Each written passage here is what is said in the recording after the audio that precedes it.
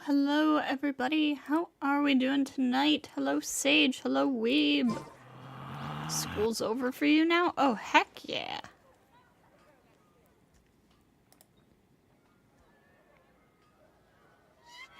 Just watched a video on the tornado that happened a day ago. There was a skull formation on the clouds near the end of the video. Ugh. Well, that's freaky. Alright, so...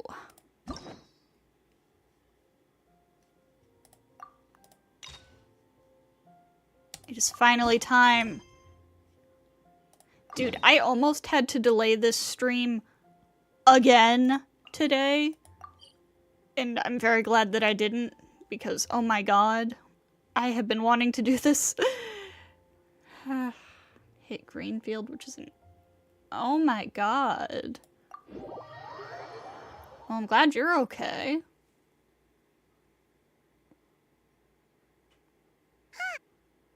Oh. Paimon got cut off. Wow, the academia sure is busy during the day.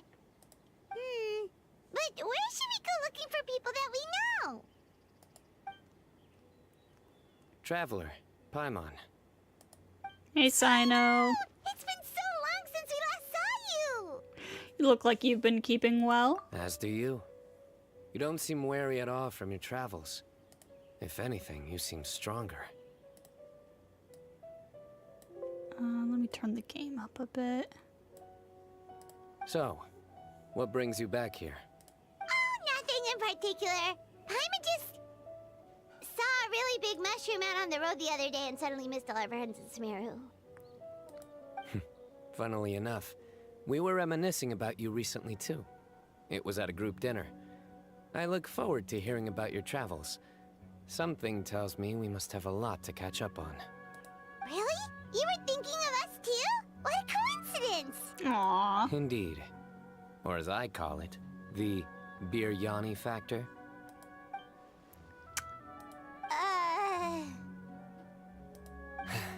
You really want me to say the rest?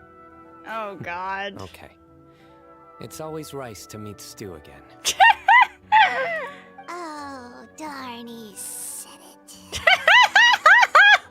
Oh my god, we were betting on if he'd make a bad pun. I win the bet, Paimon. Time to pay up. You like that one, huh? You must if you remember it after all this time. Admit the truth. You have long been in awe of my razor-sharp wit. Kavethem and Cynari shippers are eating good with this story quest. Oh, good. Alright. Here's I your love the 500 aggravate Mora. boys. Thanks, Cyno. Feels good to hit the jackpot. You're exaggerating. It's only 500 Mora. Hey, 500 Mora is still a lot of snacks to Paimon. All right. I'll treat you to some desserts later. Electro main stat Thundering Fury Goblet. Hey! Anyway, I'm actually investigating a case right now. My mind is focused on work, which is why I didn't complete the joke at first. A case? What happened? Nothing major. But after finding out who was involved, I decided on reflection to handle this one myself. Need any help? We only came here to hang out, so we've got the time. You may as well take us with you, and then when you're done, we can, you know. Such enthusiasm. Are you worried I'll forget about treating you to some sweets if you're not around to remind me? What? No! Alright, was it really that obvious? Obvious enough. Still, it's a fine idea. You are the heroes of Sumeru. It makes perfect sense to work together. All right, follow me. Hit defense stats twice. No!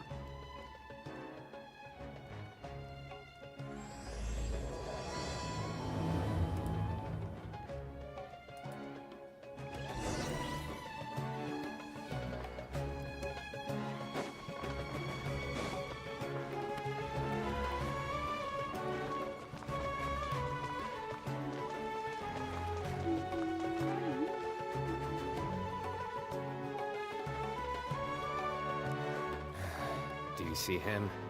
The old man flailing around?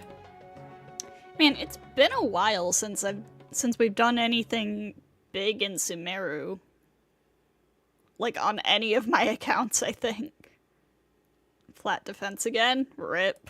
Oh, is he the one you wanted to talk to about the case? Correct. His name is Cyrus, a former Spontamot sage. He taught both me and Lisa. Oh, you're Cyrus. Huh? Cyno's teacher is in trouble? It's ridiculous. I'm just an old man who enjoys a spot of gardening, shopping, and wine. What sort of person targets an old retiree? Professor, I've brought some friends. Ah, Cyno. Now who do we have here? Hold on, let me think. A flying fairy dressed in white? A youth who does not seem to hail from this land? Do you mean not from Sumeru, or... My goodness. You must be the legendary traveler in Paimon. I've heard all about what you've done for Sumeru. Wow, looks like we're really famous. I've told him about you before. You are my friends, after all. Aw. Good to meet you, sir. We're here to help Cyno. That's right. Let me summarize the situation. A couple of days ago, Professor Cyrus suddenly received a threat letter. A threat letter? Exactly. Who sends a threat letter to an old man like me, for goodness sake? This is the letter in question. Cyrus, I have uncovered your secret. If you wish to prevent it from going public, leave 10 million Mora at the back door of the cafe. Secondly, don't come looking for me. You'll never find me. But I will always be watching you and all of your secrets. Finally, if you dare to report this to the Matra, there will be consequences. Wow, they sure didn't mince their words. Clearly, this person must be desperate for Mora. 10 million Mora, what a joke. I'm just a single retiree with nothing to my name beyond the tomatoes in my garden. Where do people think I'm hiding 10 million Mora, huh? In my tomatoes? It's funny looking at him. I can see where Cyno got his hairstyle from. There were no witnesses. So They've currently got the letter like is the all we've same got. bangs. So Traveler, Paimon, let's put our heads together. Ready when you are. Paimon's ready too. All right, take a look.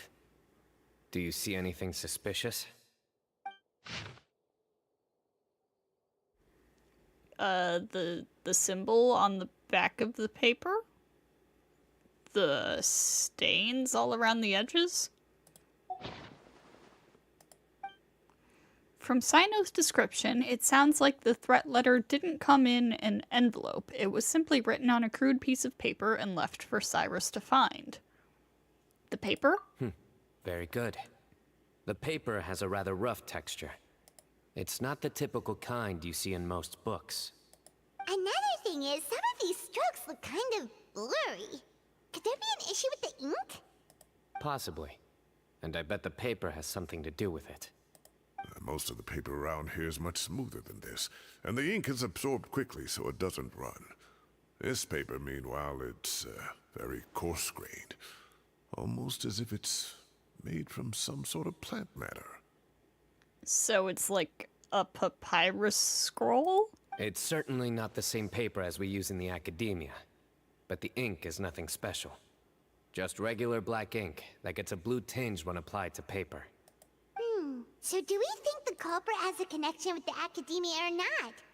Wait, check this out. Looks like this part got wet at some point.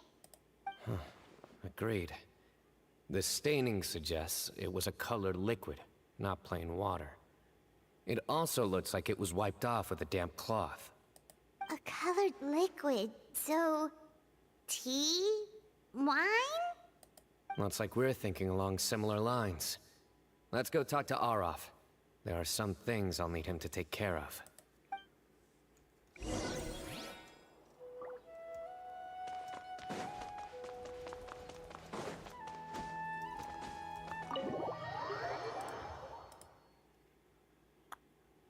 I am presuming this letter came from Sethos.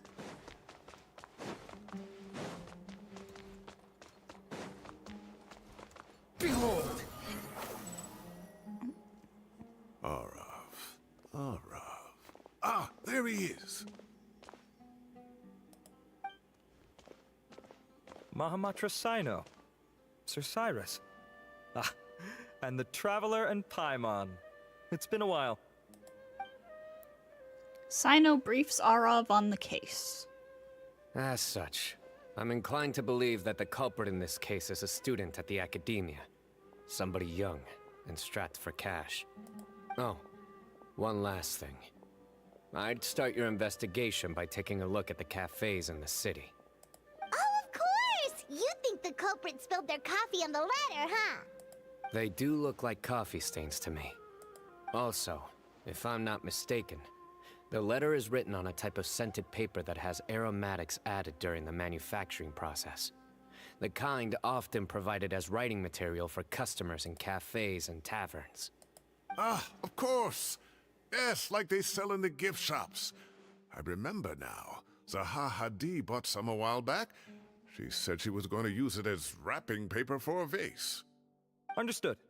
I'll assemble a team to investigate the points of interest immediately. You have my gratitude. One last thing. Send some Matra to guard the entrances and exits of Sumeru City. And change into plain clothes. Don't let them see you coming. Will do. Great thinking, Cyno. So, where do we think the culprit's at right now? I doubt they'd go back to the cafe. Yeah, they've probably been lying low at home waiting to see how Cyrus reacts. You're right, Paimon. Really? Which part? Look at our little Paimon getting smarter after all those cases in Fontaine. The culprit's approach. Whatever happens, they need this Mora. But just because they warned Professor Cyrus not to go to the Matra, doesn't mean they know what he'll do next. So, like you said, they need to wait and see. And crucially, the culprit said they'd be watching the professor's every move. Huh? Wait, are you saying... Found you! What are you doing? You wrote the threat letter. I don't know what you're talking about. What threat letter? Cyno can be a bit hasty I sometimes. sensed someone was watching us from the shadows the I moment think. we entered the House of Dana. You managed to stay relatively well hidden for someone reckless enough to threaten Professor Cyrus. There are a lot of people here, but we were looking specifically for Arav. Whoever followed us the whole way was likely to be the culprit. I was just listening in, that's all. You know something big's going down when Mahamatra Cyno shows up, right? So I got a little curious. What's the big deal? You smiled when Arav left. I saw it as clear as day. Is smiling a crime now? There are coffee stains on the letter. You mixed some coffee with water, gently smeared it onto the paper, then wiped it off with a wet cloth. All to create the impression that the letter was written at a cafe. Closing off the exits to the city doesn't affect you, because you already live here. And as long as the Matra were focused on the cafes, you would be free from scrutiny. The cafe was a red herring all along. You had to be somewhere where you could monitor the professor's movements. You can't pin this on me. I haven't done anything. Really? Then why are you shaking like a leaf? I would be too if I was accused of something by Cyno. The innocent have no reason to fear the Matra. But you... Cyno, I don't know if you're aware of this. You are very scary. Your heart's racing, and your eyelids are twitching. You're a terrible liar. I would never... Don't try anything or you'll pay the price. Now come with me.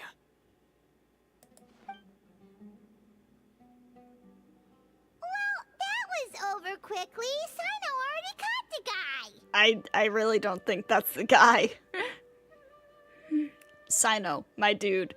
For a guy who is 5'0", you are terrifying. You're telling me. One minute I go out for a quick smoke, the next minute I see Arav already on his way back to meet up with Cyno. Looked like a young guy, too. Couldn't have been much more than 30. But after what he's done, I'm afraid he's ruined his whole future. Everyone, it's all over. Gosh, that was so fast.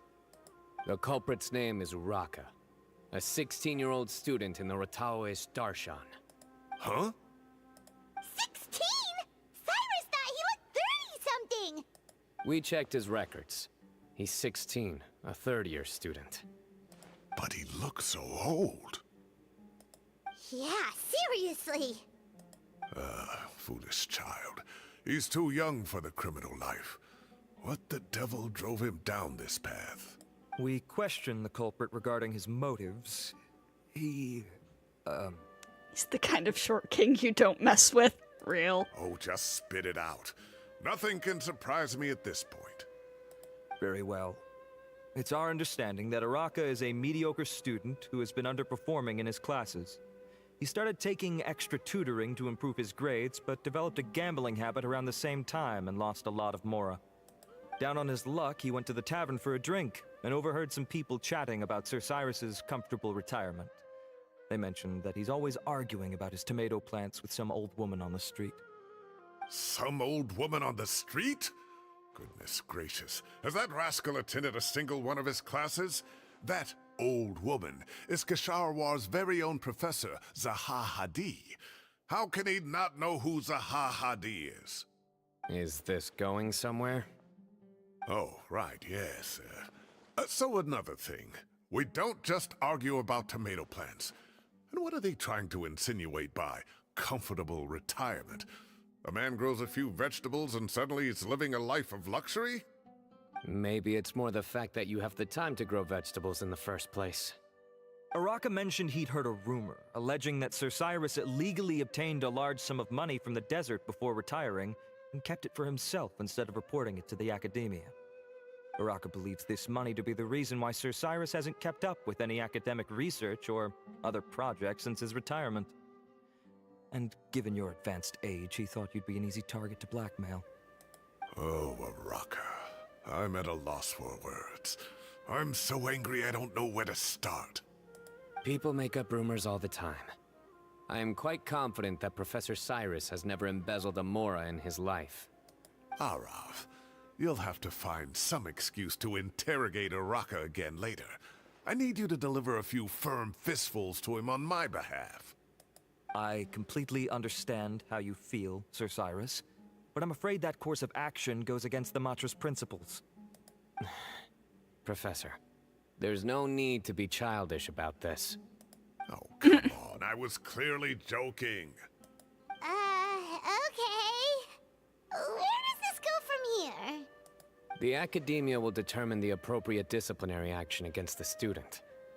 And as for the individuals spreading rumors about the professor's obsession with tomatoes and some old woman on the street, there could be a slander case here. The Matra will continue to investigate. Who said I'm obsessed with some old woman on the street? Mind your wording or you'll start a whole new rumor. You seem confused. Oh, don't you understand? Uraka is just a young boy who made a very rash and very stupid decision based on some groundless rumor he heard. Besides, I didn't actually hand over any Mora to him. The whole thing sounds a lot worse than it is. All it costs me is a little reputational damage. That's all. Please rest assured, Professor, that the Academia will issue a fair and reasonable punishment. Yes, I have no doubt about that.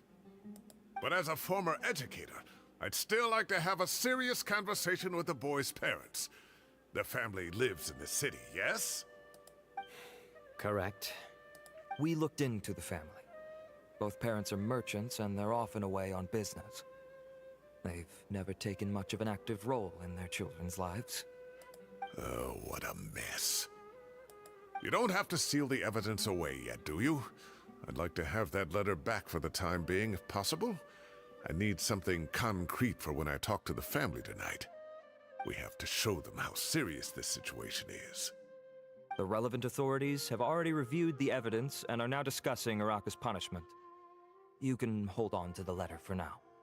Just make sure to return it within a couple of days.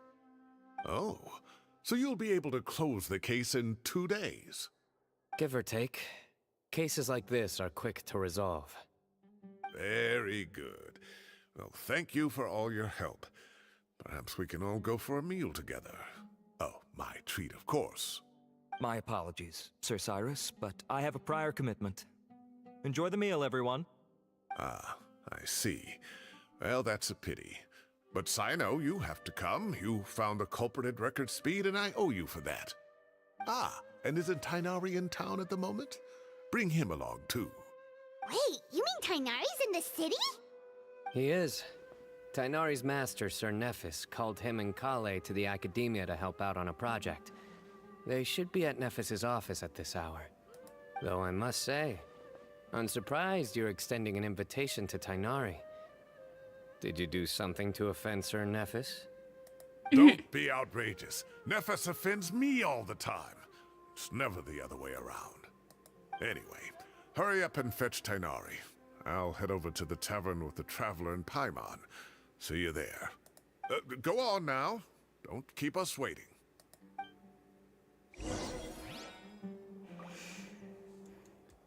Okay then. Well, given that the opening seems to have been completely unrelated, Please show me your credentials before Um, borrowing books. I am now very curious to see how this is all going to lead into the stuff with Sethos and the Hermanubis lore and stuff. This door doesn't open. These doors don't open. I forgot which doors open. Alright, it's the ones up here that open. Oh well, whatever.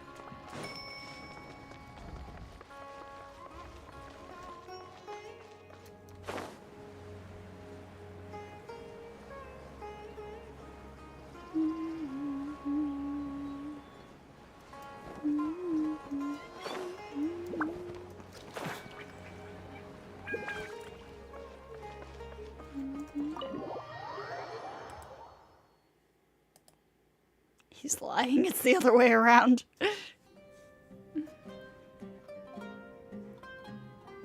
Not to brag, but we never had problems like this at Ratawa Hist back when I was still teaching.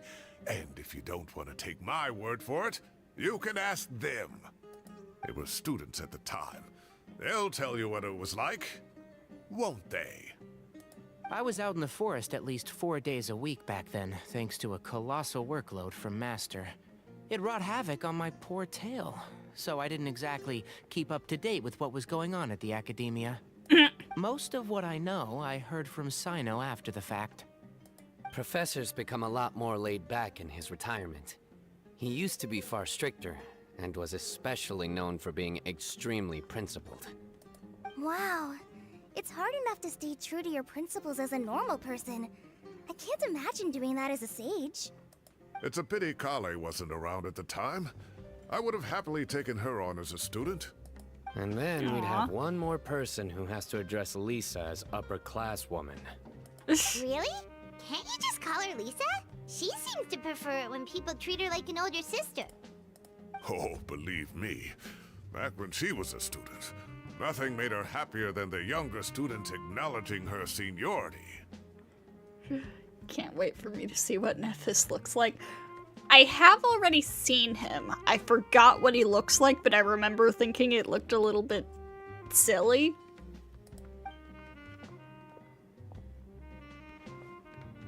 But I have already seen more him. Food? Are you sure about this? We don't want to take advantage. Don't lie, Paimon. Of course you want to take advantage. Oh, don't worry about it. Order whatever you like. And if it's not enough, order some more. After all your help today, treating you to dinner is the least I can do. I thought I heard some familiar voices. Hey, And Sir Kaveh! Cyrus is here as well. Mr. Kaveh! Oh, Kaveh, it's been a while. Zahahadi was talking about you last month. How have you been? I've been all right, thank you. You're looking very well, sir. I'm glad to see it. Have you eaten yet? Care to join us? That's awfully kind of you, but I had a late lunch, so I'm not really hungry just yet. I'll have dinner a little bit later tonight. I just came to Lombard's to buy some wine, and when I heard some voices I recognized, I thought I'd come and say hello. So what's the occasion, anyway? Some sort of celebration? Consolation, more like. You wouldn't believe the day I've had. Cyrus vividly recounts the day's events for the benefit of those who weren't Sounds there like to witness things have it. really gone downhill since I was there. My whole time as a student, I've never heard of anything remotely like that. I can't believe how young the guy is. Oh, what are his parents going to think? They refused to put Kaveh in banners, so they put him in a quest. While you were playing through the story quest, Candy walked in, and upon seeing Nephis' drip, they burst into laughter. Oh god. Young people are always more susceptible to making rash and ill-advised decisions. Their minds are still developing. It's just an unfortunate fact of life. But still, this boy has some nerve. Just look at what he wrote. Oh, it makes my blood boil. Wow, yeah. Jeez. I will always be watching you and all of your secrets. And then he just followed you into the house of Dana? Yeah, this doesn't feel right. If this were my son, This doesn't he'd seem get the right. scolding of a lifetime. Oh. Luckily, I'm also an extremely principled person. Kaveh! Your order's ready, sir! Coming. I'll have to get going. Have a nice evening, everyone. I'll catch you all another time. Okay, bye-bye! Here I am. The coffee beans are in here too. Yep, it's all there. I'll stop babbling away now. Let's eat before the food gets cold.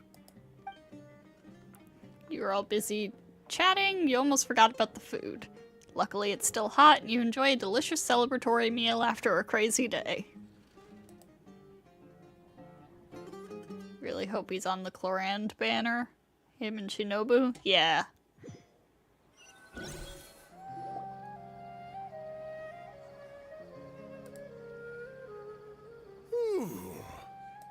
Oh, Paimon's belly is about to explode. Oh, mine too.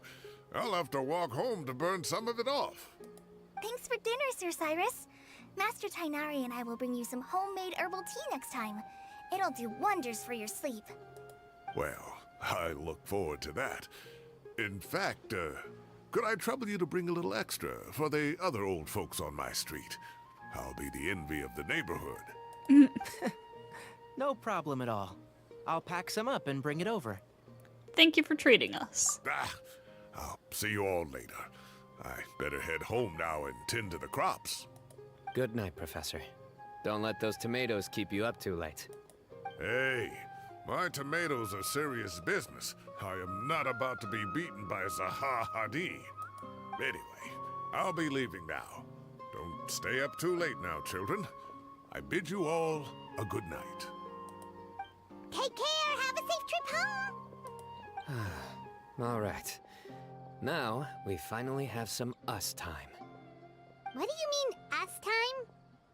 Well, I was talking with Tainari and Kale, and since we all have some free time, we thought we could all go camping together. Oh. Think of it as our way of welcoming you back to Sumeru. Camping? Oh, that sounds fun. Paimon's in. Time to show off my tent pitching skills. Oh yeah, you're probably really good at that, huh? No, that's my job. Don't take it away from me. Oh. Why don't you and Paimon help out Master or Cyno? Oh, Kale, I'm You sorry. don't have to play the hero when you're out with us. This is your chance to just, laze around and switch off for a bit. Everyone, let's meet tomorrow afternoon at the riverbank to the southeast of Gandharvaville. No need to bring anything. We've already packed everything for the trip. Just bring your delightful selves and prepare to have some fun.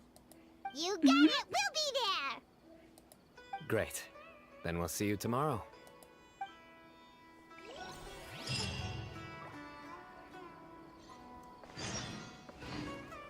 Alright. Wait until the next day.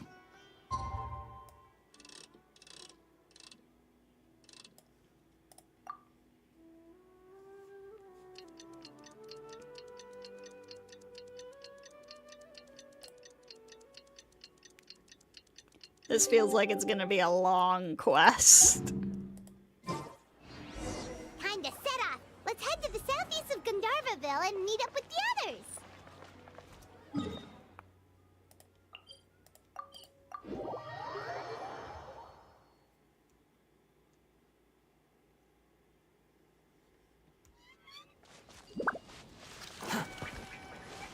Quit following me.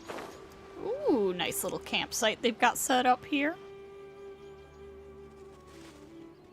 We're here! Wow, you guys are ahead of the game. You set up the tents already. I'd say we're right about on schedule, actually. We were aiming to have them set up before you arrived.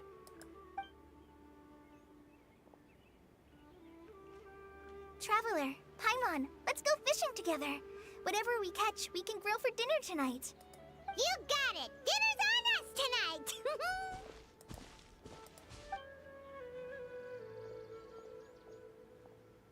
I hope I can contribute too.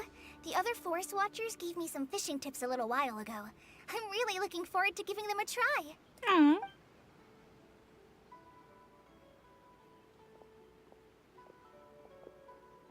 I saw some very appetizing mushrooms in the area, so I gathered a few for us. I'll leave them here along with some fresh fruit. Wow, camping with a forest watcher is the way to go. They think of everything. And even if they don't, they can improvise. This is true. I don't think I've ever had a single rough day in this forest. So, how has everything been going for you? Well, there's been some high points and low points, but we've had some unforgettable experiences along the way. I see. That is Well, the in that most case, you generic should try a response you could valberry. have I bought possibly some from the given. market this morning. A Ooh, Valberries. valuable suggestion. Just don't bury your feelings using food. All I wanted was to recommend something bittersweet. Oh, I have a sudden craving for fruit tea. I'm gonna go fetch some stuff. Bye!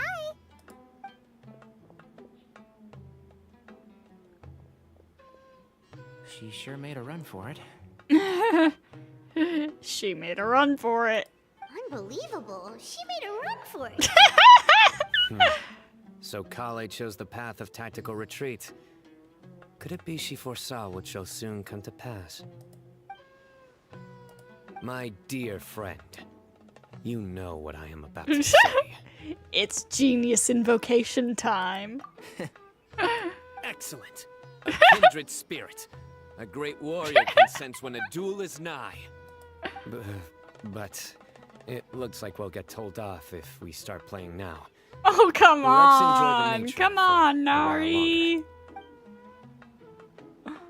Come on. Birds chirping away, the soothing sound of running water. This is nice. No agenda, just relax and enjoy myself. Probably made it so vague so it didn't feel out of place depending on how much story content a person had cleared. Yeah, I know. It's just kind of funny. We got a bite! I'll reel it in.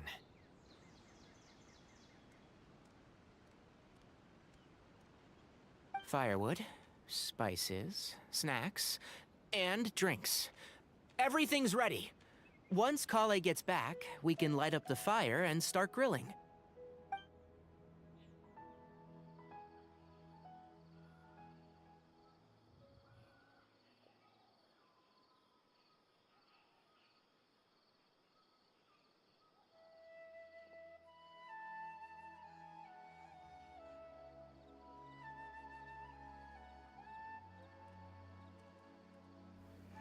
This is so relaxing. The traveler has a good day for once. It's just so nice to go camping with friends.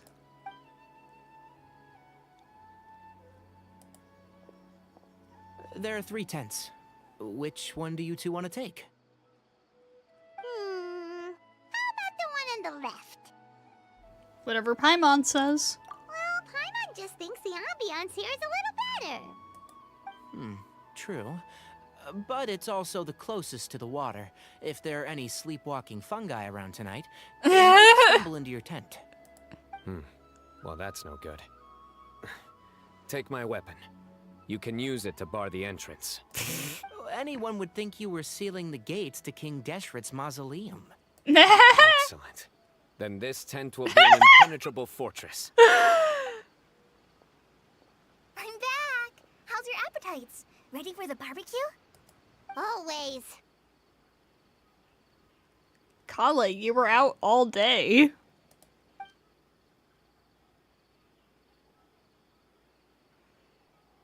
Oh, it smells so good. Paimon's drooling.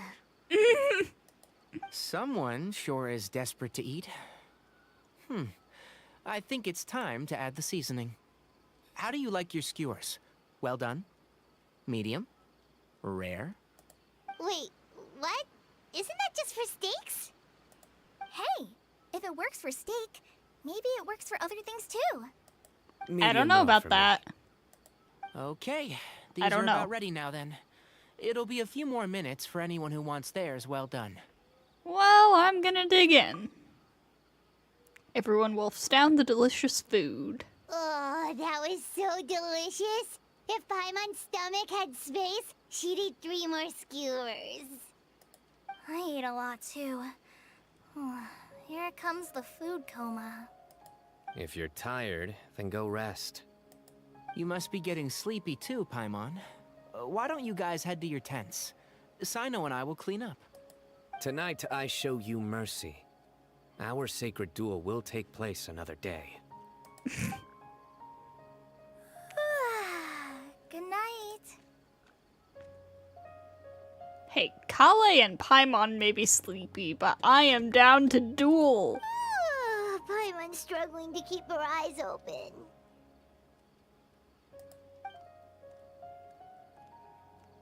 Oh, don't forget this. The Staff of the Scarlet Sands. Wait, you were actually being serious about that? It's a very powerful weapon. Try it. Paimon Paimon can't even lift that thing. Fair enough. You sure you don't want it? Oh my Yeah, god. Paimon's sure.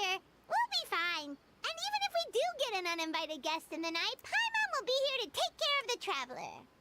Give me that. Yeah, I wouldn't say no to a free staff of Scarlet Sands.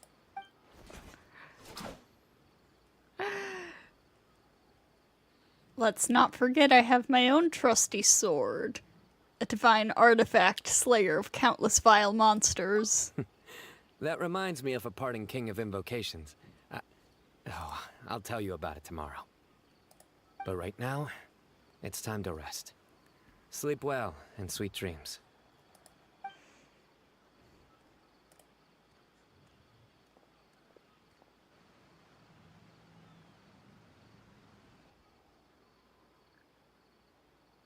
This camping trip has really relaxed me. I'm gonna sleep like a baby tonight. In the peace and tranquility of the forest, nature's warm embrace lulls you into a restful sleep. I think they should all be here. Traveler? Paimon? Are you in there? Could you come outside for a sec? What are you two doing here? Look at this. What the? What's this sword doing here? Is it supposed to keep out intruders? Evidently. What? Who is it? Oh, what time do you call this? Those voices, I recognize them. Paimon's gonna take out the sword. Yeah! I'm going back to sleep. Oh, hey them, Kave! What are you doing here? It's the middle of the night! Huh? Why'd they come all the way out here? Sorry to wake you up at this hour of the night, but we've got a situation on our hands. Let's get dressed and talk about it outside.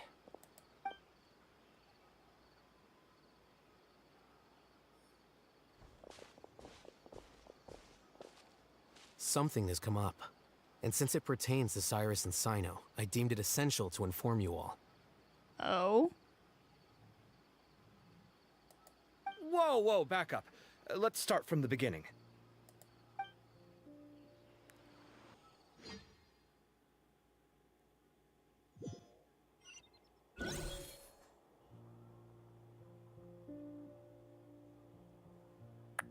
Huh? Where'd the wine cups go? I could have sworn I left them here after I washed them. Ah, there they are. I'll have a cup too. Can you see if the cookies are still on the table?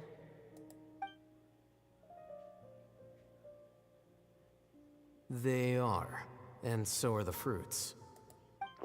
Oh, this is so bland. I should have gotten a few bottles of what Cyno's group was drinking last night. Oh yeah, I did see a mention of this, how they called them cookies for some reason, even though that's like very clearly baklava. Do tell. Baklava? I don't What know were how they you say drinking? that. Oh, right, I forgot to mention. So, I ran into Cyrus yesterday evening when I went to the tavern to pick up some things. He was hosting a dinner for Cyno, Tighnari, Kale, and the Traveler and Paimon. Anyway, they got a bottle of Lombard's new vintage for the table. At least, I think that's what it was. It looked pretty good. Sounds like they're all tangled up in this. You know what it's about, right? 16-year-old kid tried to extort Cyrus. He was asking for 10 million mora. Genshin's jelly-filled donuts. What's really weird about it is that's a food item in the game. Like, baklava is a food item in the game. We know what it is. I heard some people talking about it on the streets, yes. Didn't take them long to catch the culprit. The sages are probably dealing with the case by now. I wonder what Sir Nephis and the others will make of it. Oh, Cyrus showed me the extortion letter, too. It was crudely written, but the paper had this beautiful pattern on it that I've never seen before. Really caught my eye. Give me a sec, I'll sketch it out for you.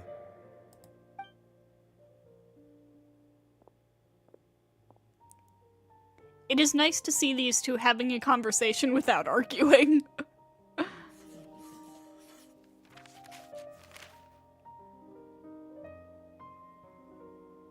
Okay, done.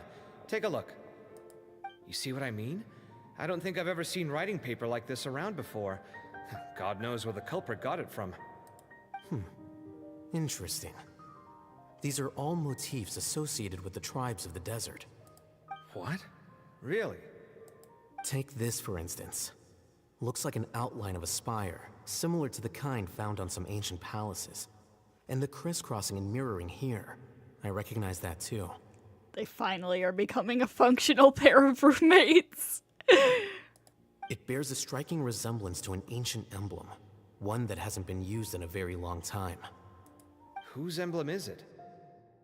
It's the emblem of the Temple of Silence.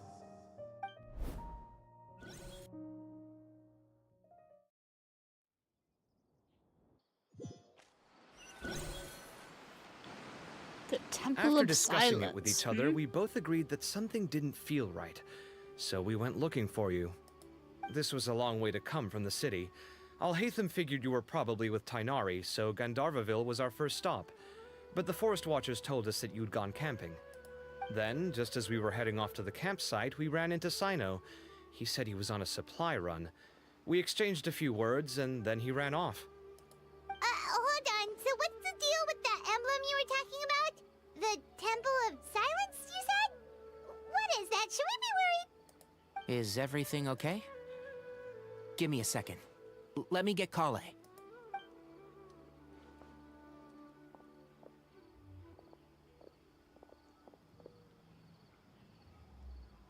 So you've never heard of the Temple of Silence?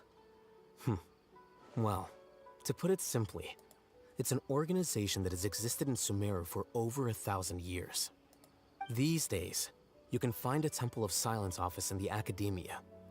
Theoretically, it's responsible for the custody and disposal of information and documents not fit for public dissemination.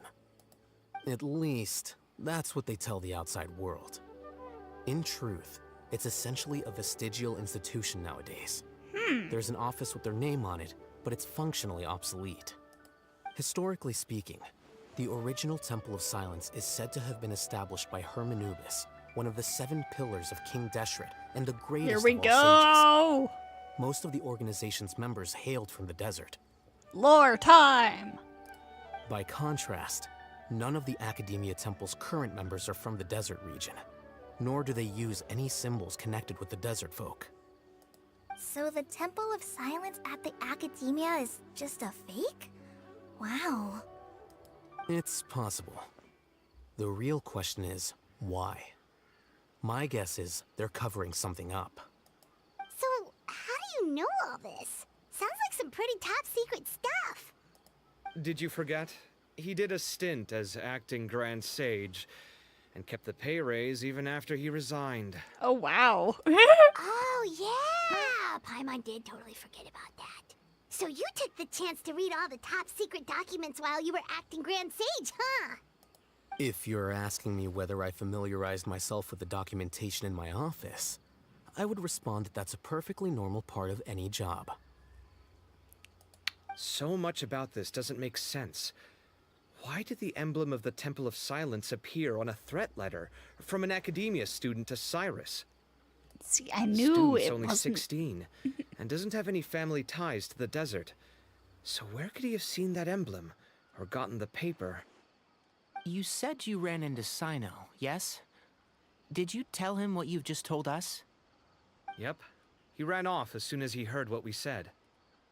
Given that Cyrus is involved, he's probably halfway through solving the case by now. Still, we should try to catch up with him. At this hour of the night, Cyno will probably go looking for Cyrus at his current residence. If the Academia's Temple of Silence really does exist just to cover up the truth, the sudden appearance of this emblem can't be good, and sure to stir up trouble. We should pay a visit to the Academia. Yes. As the Sage of Amorta, my master ought to know the truth about their office. You can ask him to tell you what he knows. The more information we have, the better prepared we'll be for whatever happens there. If this situation is connected to the real Temple of Silence, the emblem has to be part of a bigger conspiracy. Kale, could I trouble you to send a message to the Core of 30? Tell them to keep an eye out for Cyno and Cyrus. Traveler, Paimon, you two come with me. We'll go after Cyno. Sounds like a plan. Let's go. Cyrus has been living in the city lately. He rented a place near the field so he can keep an eye on his tomato plants. Then let's go look for him there. Yeah, we've been to his place before. We just knocked on the door, but we've been there.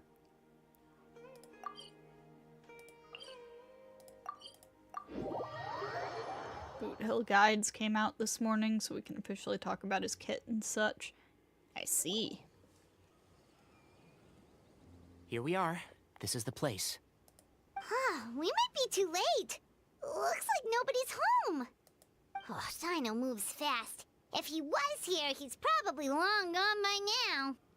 I know that voice. Is that Tighnari I hear? Ah! Professor Zahahadi! Wow, so it really is you. My goodness, whatever is going on tonight? We're looking for Cyno. So, he's already been here. Yes, not long ago, in fact. He knocked on my door and asked if I'd seen Cyrus today at all. I told him the old fool left early this morning, and I hadn't heard him come back. So we went to his place, and would you believe it? He's gone. Goodness knows where to. It must have alarmed Cyno, because he took off in an awful hurry after that. He never did explain what this was all about. How serious is it? Well, if Cyrus isn't at home... Oh, it sure doesn't sound good. Professor, did you hear that a student recently tried to extort Cyrus? Why, yes. When I left the house that day, I noticed he was watering his flowers in the field in complete silence. He had a piece of paper clutched in his hand, and he looked lost in thought. I could tell something was troubling him, but he wouldn't tell me what it was. If Cyno hadn't happened to visit him that day, he'd probably still be holding on to that thing. After seeing the letter, Cyno told him to contact the Core of 30, but Cyrus was very reluctant. He claimed it would only damage his reputation. Eventually, he relented, after much persuasion from Cyno. Huh? Cyrus didn't want to report it? Well, that's strange. When we saw him, he seemed pretty okay with the idea of the kid getting his just desserts. As a former sage, it's possible Cyrus still has enemies at the Academia.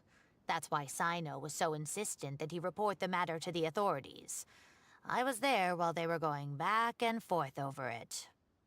So Cyrus initially hoped to stop this from going public. But why? He only reported it because Cyno forced him to. Which means Cyrus must know something about the Temple of Silence. Oh, dear. What on earth has that old fool gotten himself wrapped up in? Oh, I do hope he's not in danger. Oh, I almost forgot. Cyno left me this letter to pass on to you. He wrote it when he came by earlier. He realized you might come looking for him. Thank you. What does it say? Let Paimon take a look. My friends, this is a rather complicated state of affair. Unfortunately, I cannot disclose more than that. I ask you to understand and accept that I had to act alone at this stage. Don't come after me. My friends, this is a rather complicated state of affair. Unfortunately, I cannot disclose more than that.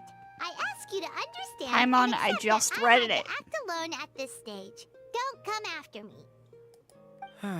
Yep, that sounds like Cyno. Thank you, Professor. Please do not worry. We will do all we can to protect both Cyno and Cyrus. Traveler, Paimon, let's head to the Academia and regroup.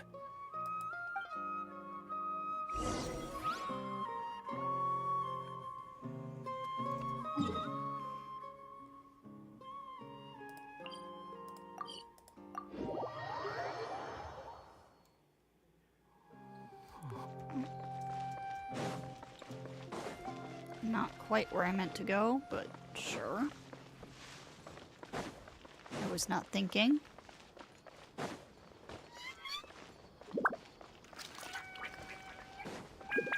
Bruh.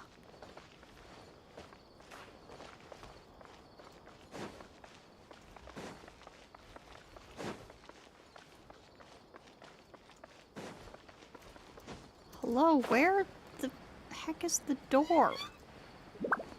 There it is. Oh my god.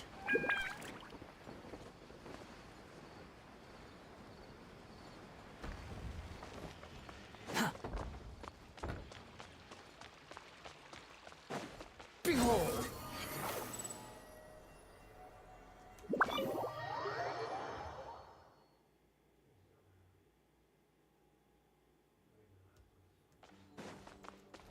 The wind rises.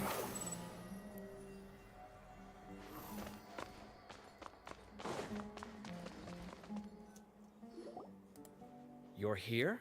I thought you were going after... Ah, I guess you lost their trail. We went to Cyrus's house. No one was there. Cyno got there before us, but he was long gone by the time we arrived. He didn't say where he was going? No, he left us a letter and told us not to go after him. Tignari shares what you learned from Can't say I'm Zahedi. surprised. Typical Cyno. Anyway, some updates on progress on our end. I drew the emblem from memory again, but in more detail this time. I checked some ancient texts for a similar design. The one I found was a little blurry, but the similarities in the general form and certain details were clear enough to confirm a match. Yeah, and we're lucky we found anything at all. It turns out the emblem was all but lost to history. We scoured the entire Academia collection, and that book was the only one with a record of the motif. Meanwhile, Arav managed to get Uraka to disclose his source. The one who told him about Cyrus's embezzled funds was a young man from the desert. According to Uraka, he had a striking presence and was well educated. Apparently, the two met in the tavern over a game of cards. The guy claimed to be in the city for business as part of a merchant caravan. Uraka was intrigued when he heard what his new acquaintance had to say and brought up the idea of extorting Cyrus for Mora. The guy encouraged him to go ahead with it, then handed him some pen and paper to write the letter. I see. So it could be that this person planted the paper intentionally. So, how do we find this guy? Did Uraka say where he is? He doesn't know. He claims not to have seen him since that day in the tavern. The man gave him some tips on how to carry out the extortion, but from then on, Uraka was acting alone. Nephis and Arav have gone to meet the Core of 30 and review the city's entry and exit records. Also, Nephis admitted that the Temple of Silence in the Academia is just a facade. The true Temple of Silence once came to the rainforest to establish a collaboration with the Academia, but as time went by, the sages gradually became corrupt and foolish. The Temple of Silence felt that they could no longer trust the Academia and ended the partnership. They retreated back to the desert about 400 years ago. Ever since its inception, the Temple of Silence has been the guardians of King Deshret's civilization and belief system. They traveled throughout Sumeru, sequestering and guarding any wisdom that posed a threat to the people's livelihoods. At its roots, it was a legitimate and reputable organization whose purpose was to guide people towards the right path. The Academia of the day knew that the split would damage their reputation if it became a matter of public knowledge. And so, they set up a dummy organization of their own to conceal the truth. Not only that, but they managed to keep up the charade for hundreds of years! So how did Cyrus become acquainted with the true Temple of Silence if they left centuries ago? I'll bet that's the question that bothered Cyno. Probably why he went after him in such a rush. Whoever is behind this, getting Uraka to extort Cyrus was only the first step of the plan. Their true goal in doing so was for Cyrus to see the emblem on the letter. He must have recognized it right away. That'll be why he didn't want to involve the authorities. He probably hoped to take care of the whole thing by himself. Unfortunately for him, Cyno had other plans. Since the desert is where the Temple of Silence originated, that is in all likelihood where Cyrus went. I have to go after him. Really? Are you sure that's a good idea, with how you respond to the heat? Why don't we send someone else? I should be fine, as long as I bring plenty of water. Besides, I just can't shake this ominous feeling that if we don't catch up to them soon... Everyone, I have news from the Corps of 30. Oh boy, here we go. Master! Oh, so that's Nafis, Tainari's master? Oh, we're finally getting to meet him in person. Hello. It's a pleasure to meet you, traveler.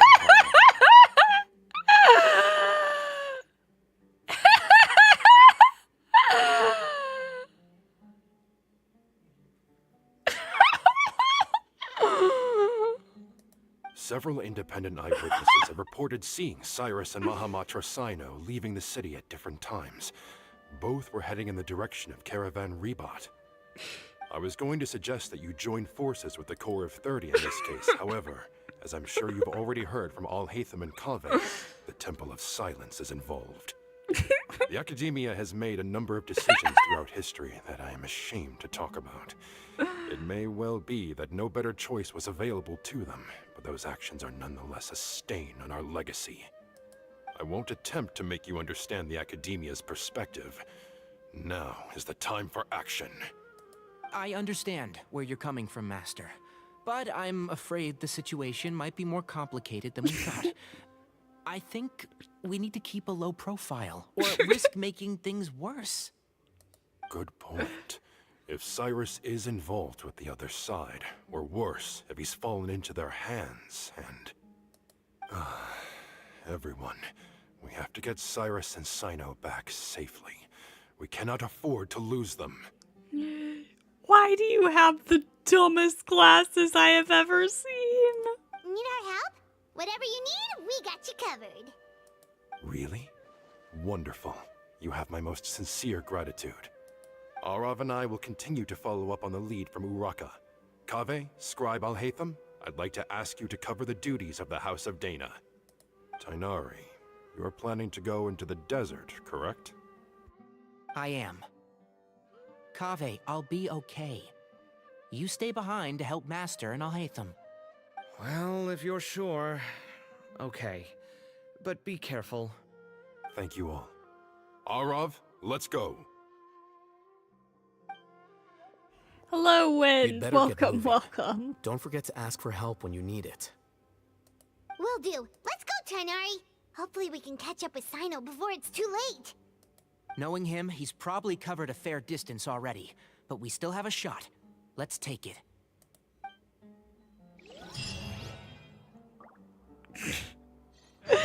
Those were the dumbest glasses I have ever seen.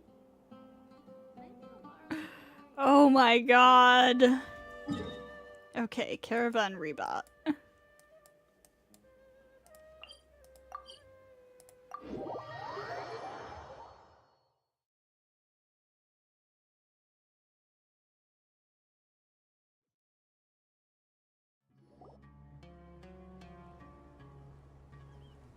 Okay, we made it to Caravan Rebat.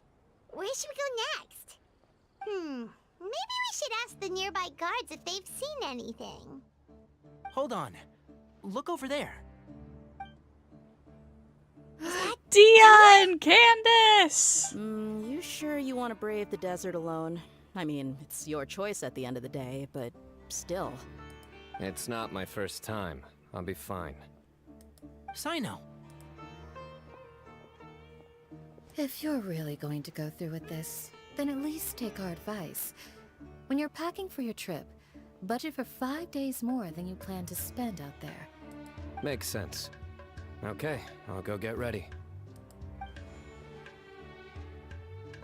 Thought we might find you here. You're trying to retrace Cyrus's steps, aren't you? Didn't I tell you not to come after me? I thought I had a good lead on you. Sorry, but we never agreed to that. Why would you go off on your own like this? Nothing personal. It's just a complex situation.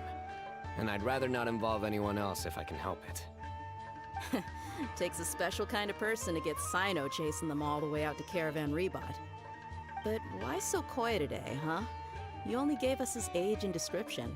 Why can't you reveal his name? Is he Sumeru's most wanted or something? Oh, also, hey guys, it's been a while. Dia and Candace! So nice to see you. Actually, seeing all of our friends is the whole reason we're here. You're looking well. Glad to see it. Thanks. You're looking good Candace too. and I came to Caravan Rebot on business. We ran into Cyno as he was asking about some elderly gentleman's whereabouts. Maybe he's so hot he has to wear ridiculous glasses so people will listen in class. Oh my god. Some people say they saw him. Guess he stood out as an older guy heading into the desert alone with just a sumpter beast in tow and very few supplies. That's gotta be one heck of a story there. Cyno, it's okay if you can't tell us anything about the case, but let us know how we can support you. We're here to help however you need. The more people we have working on this, the quicker we'll be able to find the person you seek. No, it's not that simple. If I'm right, he'll be doing everything he can to avoid us. We spoke with Zaha Hadid. From what she said, it's pretty clear that he wants to try and solve this on his own.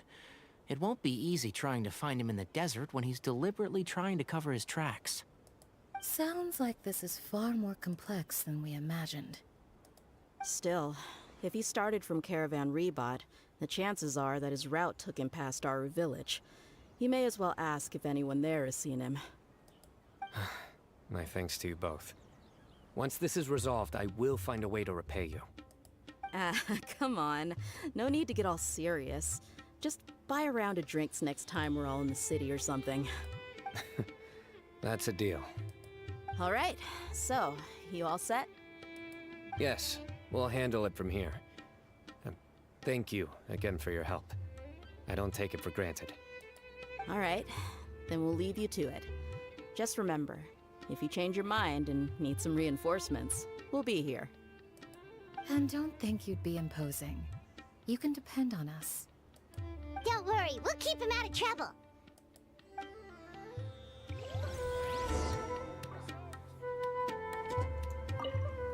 Cyno should count himself lucky that the Traveler and Tighnari got here when they did. What was he thinking, trying to play the lone hero? The desert tests the character of all who enter it, and only those with wisdom and courage shall prevail. But take heart. With his companions by his side, no harm will come to Cyno. It is honestly pretty funny seeing Cyno and Candace like get along and support each other and stuff, because I'm just thinking about how in like Among Us live streams and stuff, Alejandro and Shara are just constantly at each other's throats. Hold on. There's a few things I'd like to clear up. Go on. So, after you left the campsite, we had a longer talk.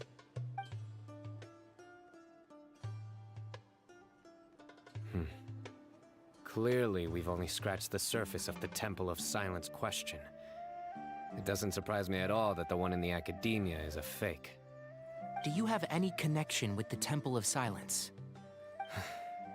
I do.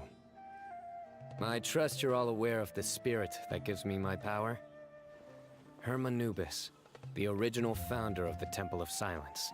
Yeah, and that's barely even been brought up before now. Due to my unique constitution, I was put through a number of trials in the desert when I was younger. Later, I met the professor, and he brought me to Sumeru City. But my memory of that time is hazy. I can't recall much. It's a good thing that Kaveh noticed the emblem on the letter. Without that, I don't know if we would have connected the dots and realized there was more to this case than mere extortion. I did not recognize that symbol at all. Whether that's because I've never seen it, or because my memory fails me, it's hard to say. Yeah, you're right. Thank goodness for Kaveh, and for Alhaitham's diligence during his time as acting Grand Sage.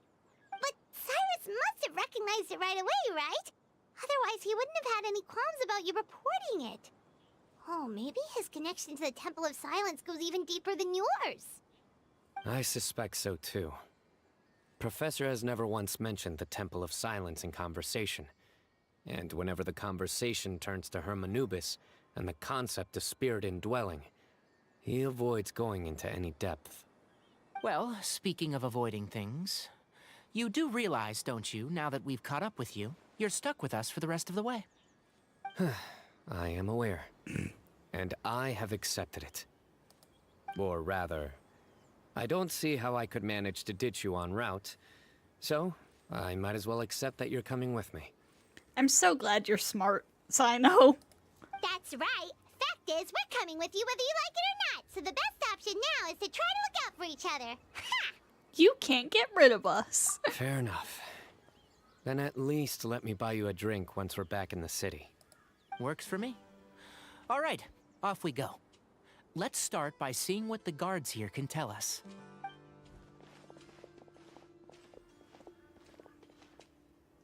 Hello. Mahamatra Cyno? I'm looking for someone, so I'd like to confirm any recent foot traffic in and out of Aru Village. Cyno describes Cyrus's appearance and provisions. A man matching that description passed by Aru Village not too long ago. He stopped by to load up on food and water and feed his sumpter beast, then he was on his way. Where was he going? Let me think. He took a seat by the entrance of the village for a while, and had a brief chat with the person who came to deliver the water. He said he was headed somewhere near an oasis, but he didn't mention which one. Do you have a map?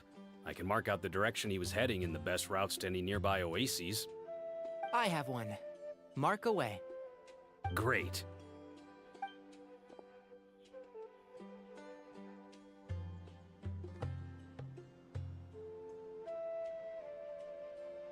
There you go. Thank you so much. You were a great help. You've got a really good memory. Ah, you're quite welcome. Just doing my job. Best of luck. I hope you find him soon. Cyno is the foot traffic. He's not wearing any shoes. I don't know how he can walk around in the desert like that. Dude, your poor feet, they're gonna burn. And you're gonna get sand in the little bit of fabric that goes under his feet.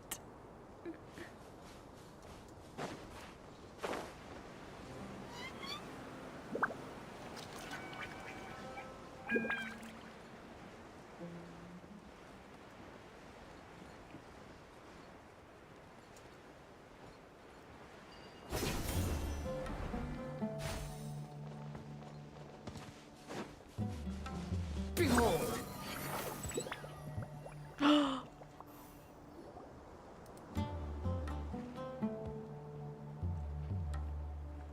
Hold on. I see some people over there. The boy! Do you think it's safe to ask them what they know? Should be. I'll go. No. I'll do it.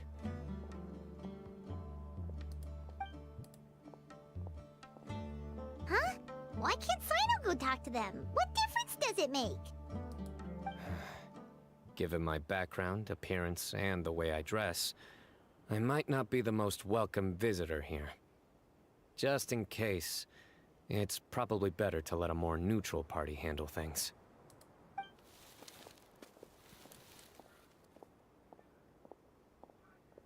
Ah, hello there.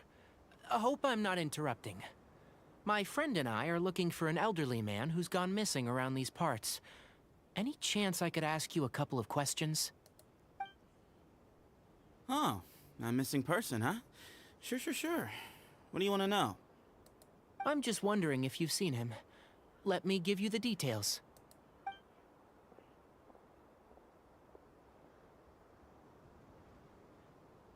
So, a silver-haired guy in a long robe, culture type with thoughtful eyes, and he's traveling alone. Oh, this is really interesting what they did with these braids. I like it. He'd stand out like a sore thumb around here. Yeah, sounds like the kind of guy we'd remember if we saw him. He's looking behind me.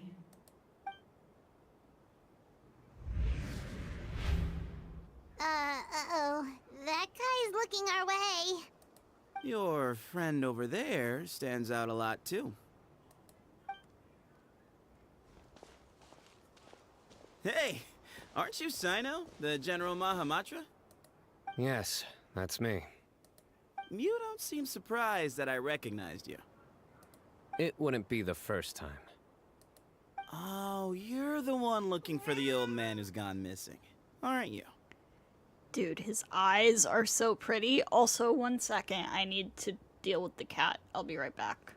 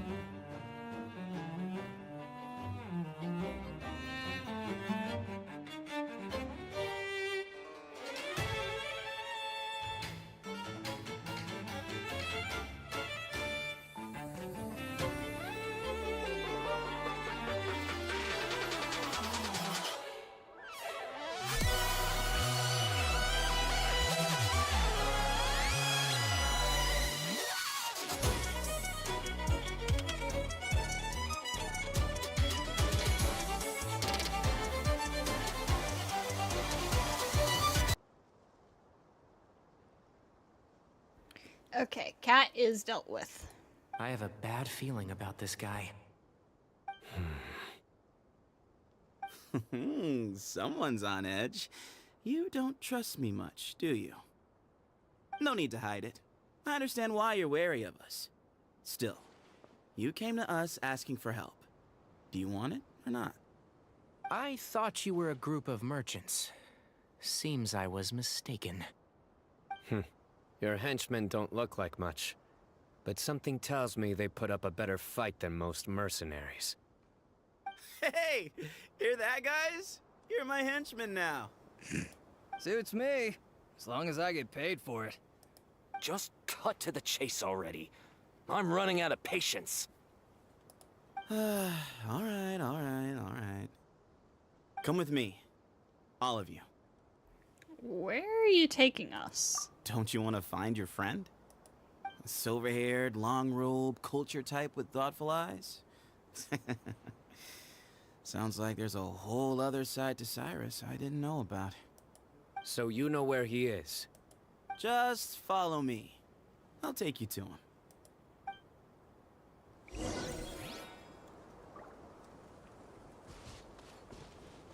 Hold up, let me talk to his... Never mind. I don't get to talk to his henchmen. Oh my god, set those. The wind rises.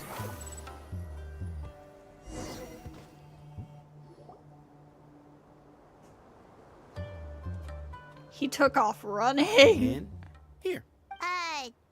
What? Where are you looking? There's nothing here. Please step back. Whoa, something's coming out of the ground. They don't want to What talk. What is this enormous building doing here? And how was it so well hidden? King Deshret's technology? Wait, so... Hold on, who are you guys really? Is this the Temple of Silence? So you're a member?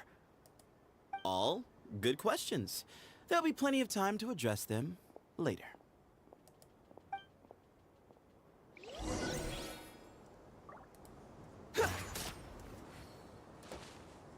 This isn't a one-time domain?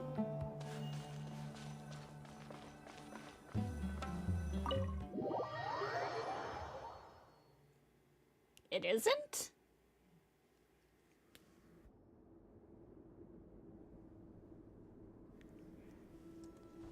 This is not what Paimon was expecting to find in the desert, especially not hidden right next to an oasis. Oh my god. Oh, Paimon's scared. They must have kidnapped Cyrus. Do you think this is the guy Raka met in the tavern? What's wrong? Thinking about your professor? I just hope for your sake you haven't done anything you might regret. Me too. Hope I haven't done anything to incur your wrath. You can enter it after the quest, but it doesn't show up on the map unless you zoom way in. Cool!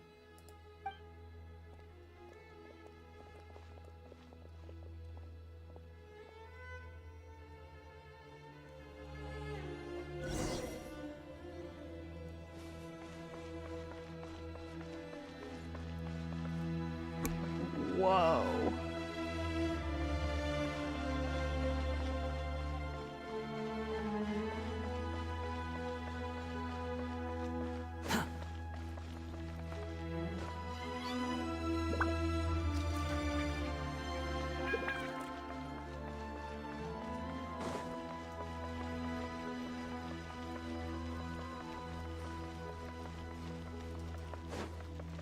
Behold!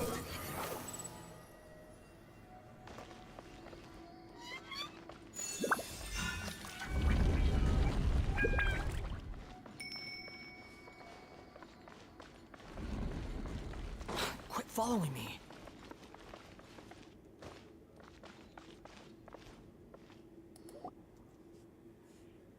All right, you can wait here for now. I'll inform our leader that you've arrived at the Temple of Silence. Sit tight until he comes to greet you.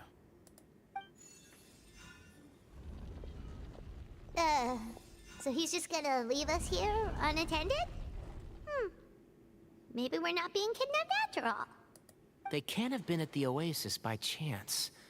They were waiting for us. Whoever the leader is here, they were obviously counting on us showing up. So this is the Temple of Silence. After leaving the rainforest, they hid themselves here? Hey, look!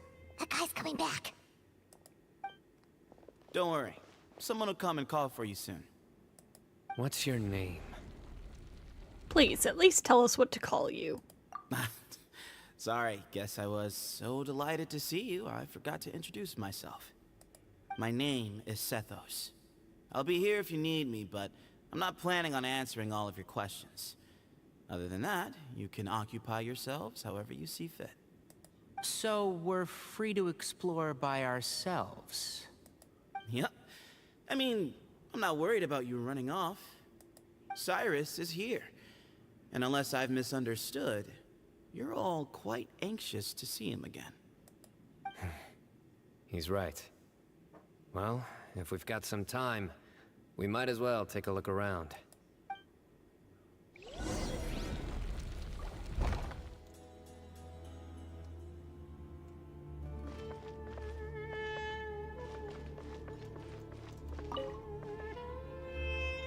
I never imagined that the true Temple of Silence would be hidden somewhere like this.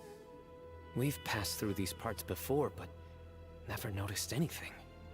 That's King Deshret's technology for you, I guess. It borders on the miraculous. Amazing to think that it's been preserved intact all this time. We should be wary of our hosts. Still, at this point, we can be confident that the professor is safe and sound, so that's something.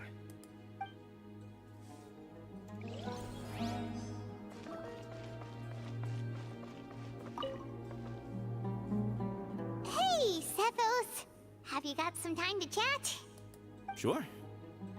Although, I'm assuming by chat, you mean you have questions for me? I don't blame you. Anyone else would. So you get a lot of people asking you questions? Not often. The Temple of Silence is a place of quiet and solitude. We don't get too many visitors. You were the one who tricked Uraka, right? Yes, that was me. Although, tricked is a stretch. He was asking everyone in the tavern about ways to make some easy money. He insisted that nothing was off the table, even if it broke the law. So, I told him that Cyrus had embezzled a large sum of mora from the desert. So you framed Cyrus for a crime that he did not commit? No. That's not entirely true. Let me jog your memory. The letter just said that he had uncovered Cyrus's secret. It didn't say what secret that was. Did you tell him to use that wording? Of course. Uraka was a great accomplice, really. Very cooperative with a little bit of wine in him. Did exactly what he was told. And not much of an original thinker, though. It doesn't surprise me that he struggles academically. Why did Cyrus leave for the desert as soon as he received the letter? You'll have to ask him that one yourself. Certain things I can't answer for him. I'm neither judging nor defending him. All you need to know is that he recognized our emblem, and it was his own choice to take the bait. Do you know Cyno? What kind of question is that? He's the General Mahamatra. Everyone in Sumeru knows who he is. Right, but back at the Oasis, you can't have known who he was for sure, or you wouldn't have asked him. So, what we're really asking is, have you never seen him in person before? I'm noticing a lot of little details about Sethos, like this, kind of hourglass-like design that's all over his outfit.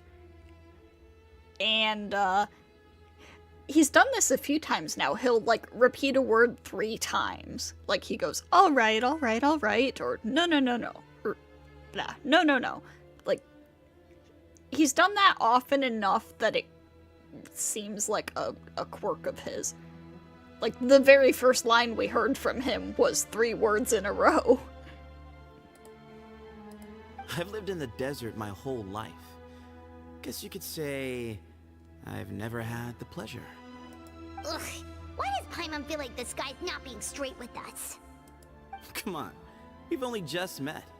If I give you all the answers up front, you'll have nothing left to look forward to. Have you ever been to the Academia? Nope, not once. Really? I have no need to go there. Not when the taverns are full of the Urakas of this world. Besides, we're well aware of what goes on at that place. Are you saying you have spies inside the city? Spies? It's not as clandestine as that. The city gates are wide open. Anyone's free to walk in. You can find out all you need to know just by walking around town and hearing the word on the street. Well, that's all I wanted to ask.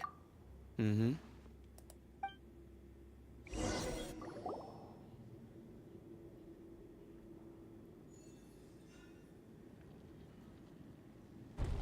Ah, here he is.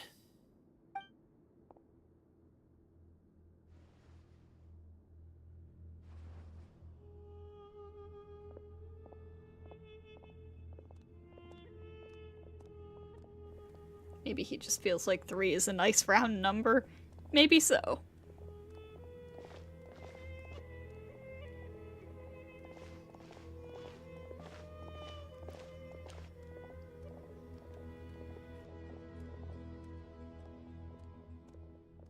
Grandfather, the person you wish to see is here. Well done, Sethos. Greetings, one and all. I am Ba Moon, the current leader of the Temple of Silence. I know why you are here, and I thank you for your patience. Bring him out.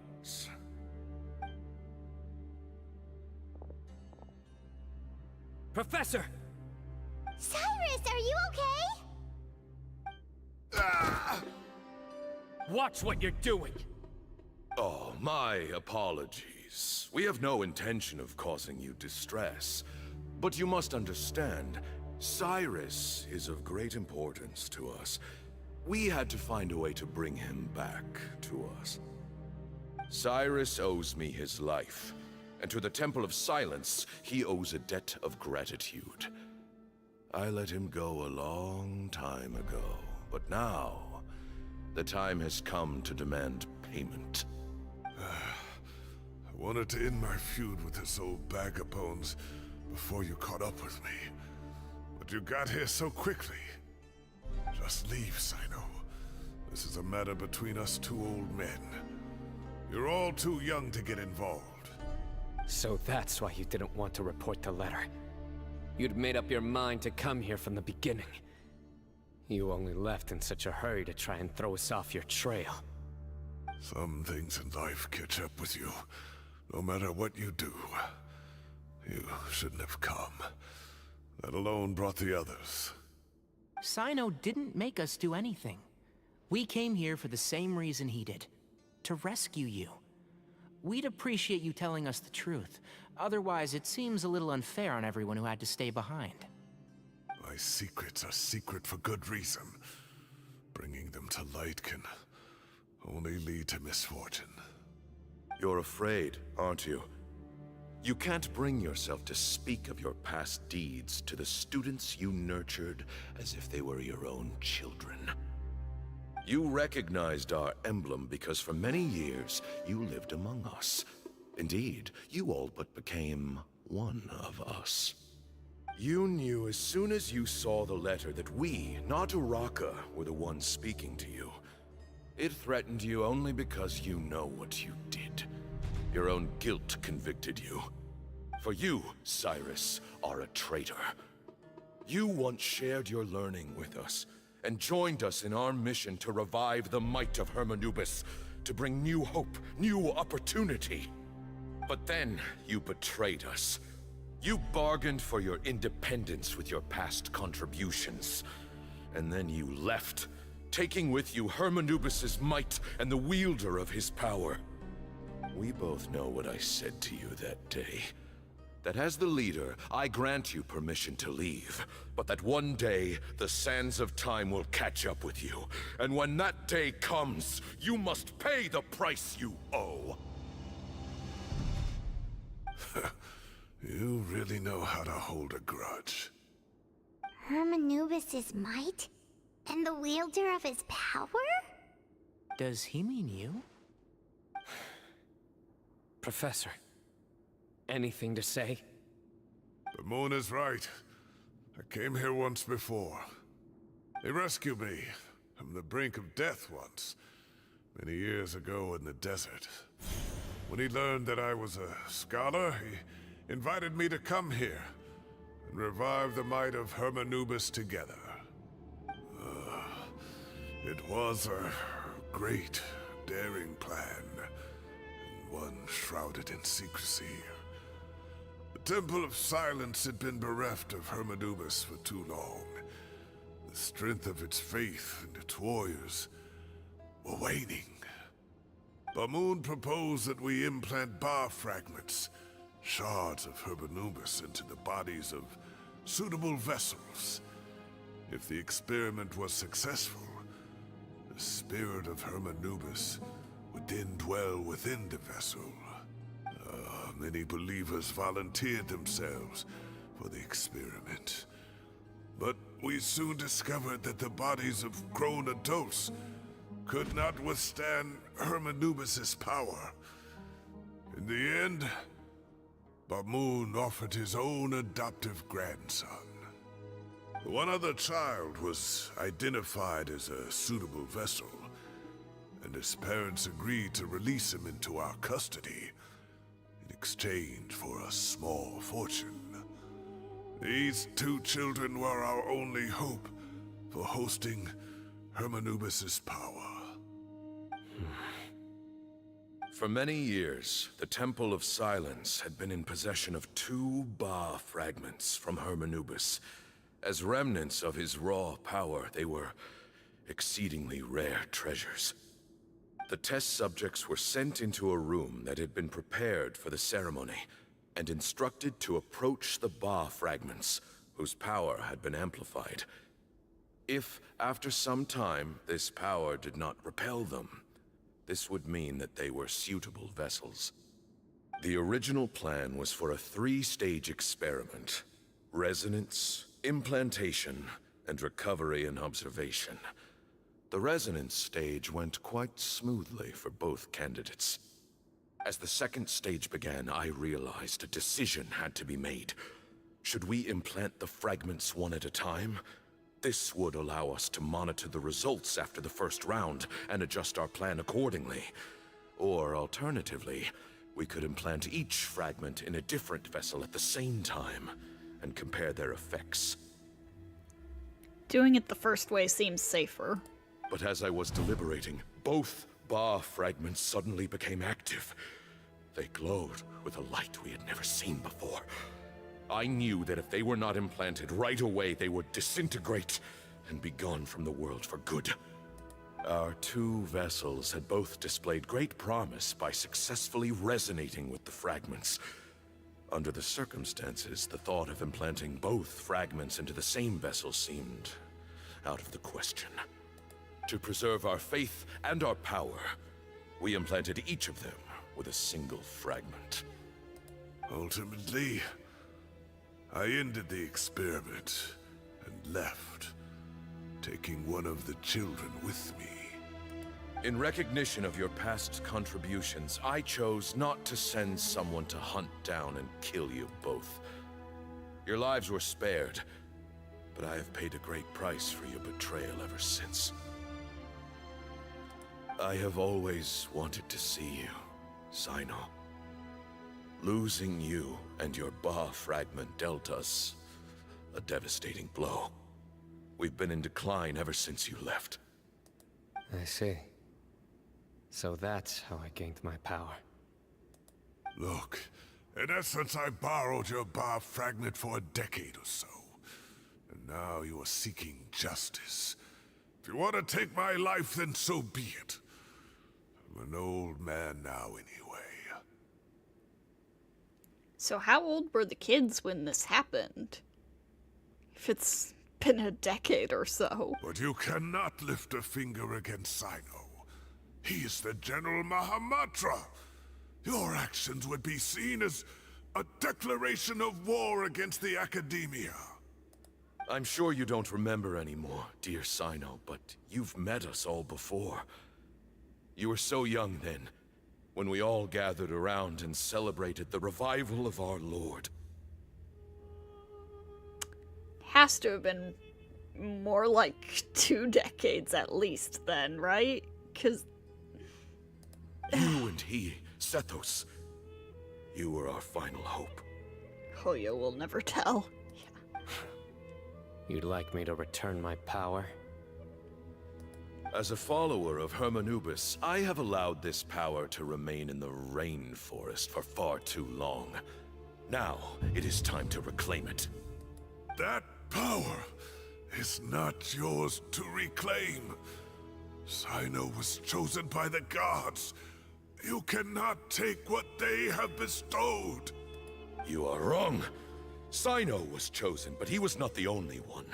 My child, Sethos, has the same gift as he. So those are your terms for freeing the professor? Despise me all you want. My sins are my own. The Temple of Silence is an innocent party. It is because of my foolishness all those years ago that the Temple's glory has waned. And now I must take responsibility for the decision I made back then. So what you're saying is, the power of one Ba fragment is not enough? You're asking me to return the one in my possession, so it can be implanted in him instead? Divine power causes great suffering to those who wield it. How do you know that Sethos would be able to withstand it? He is no longer a small child. But regardless, this burden is ours to bear, and your objections mean little given that you turned your back on us long ago. Both my heart and mind are telling me that what you are proposing is a terrible idea. However... Don't listen to him, Cyno. That power is no more yours to give than it is his to take. You have to understand. I know. But if this is a question of your freedom versus a fragment of power, then there is nothing to debate. Sorry to interrupt, but in my view, there are a number of contentions here that still need addressing. Say that Cyno refuses to return his power, and you also refuse to release Cyrus. Then, we are at an impasse. I find it hard to believe that you went to all this effort without planning for that possibility. You're trying to gauge where we stand while keeping your remaining cards close to your chest. Well, my stance is, put the rest of your cards on the table. Then we can have a discussion. Wait, those ears. So, we have a descendant of the Valukashuna in our midst. Splendid. Fate smiles upon us after all. Everything we have longed for, HERMANUBIS will provide. Perhaps this very day we'll...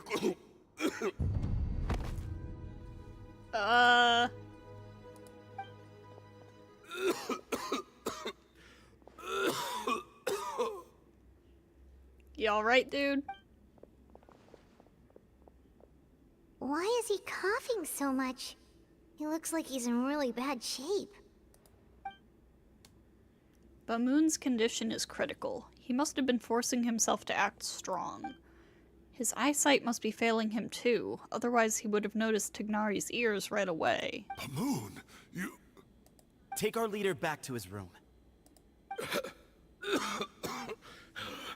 Sethos, you must... Grandfather, I know what you wish to say.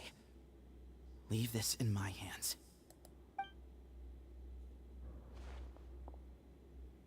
I don't like to drag out conversations, so I'll just cut to the chase. Had Cyrus not stopped the experiment all those years ago, the plan would most likely have been a success. The wisdom of HERMANUBIS would have been ours. Still, it's no use talking about what-ifs. We cannot change the past. I'm not like my grandfather. The Temple of Silence has a grand legacy and a sacred duty to fulfill. So it's somewhat inevitable for the leader to have an inflated sense of self. But I see things a little differently.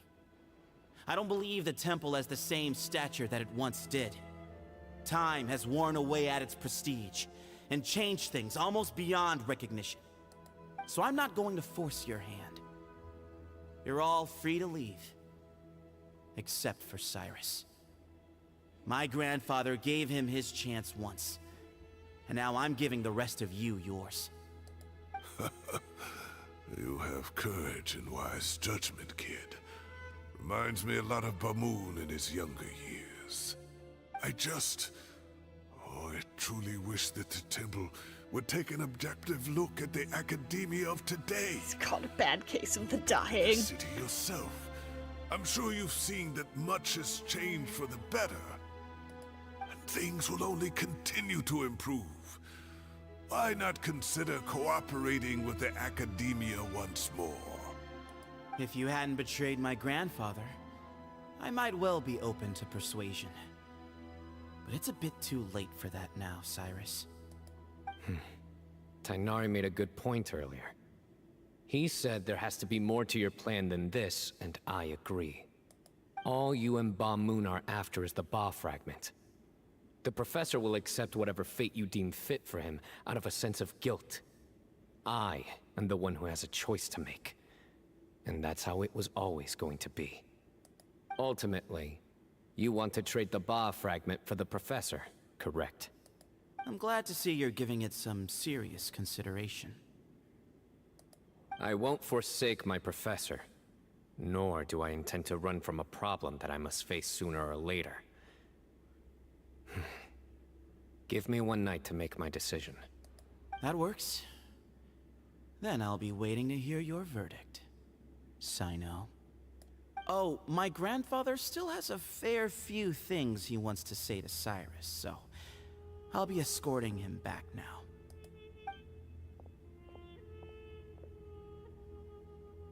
Are you sure about negotiating with him? I need to think this through. Everyone, let's meet again later tonight. Until then, take some time for yourself. Alright, well, don't put too much pressure on yourself, Cyno.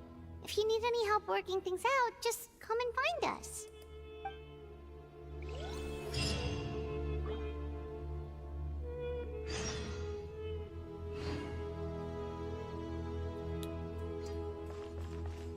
Dude, this place is so cool looking.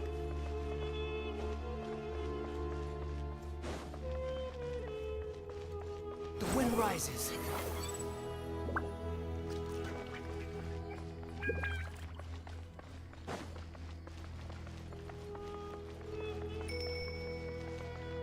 Look at that, that's so cool.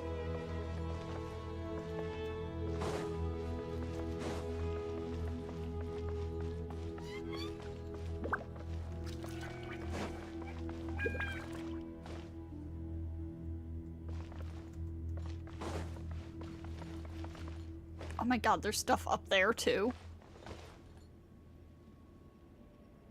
Swan Fury. No, I can't get high enough.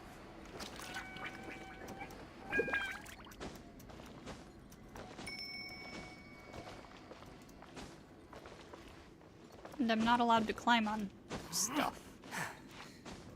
Okay, I can climb on this. But not this. That's weird.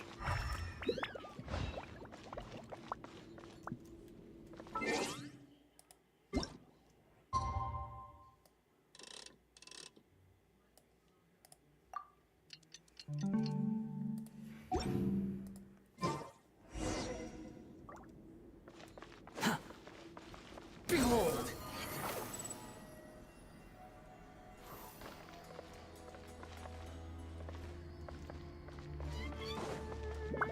Quit following me. Swan Fury.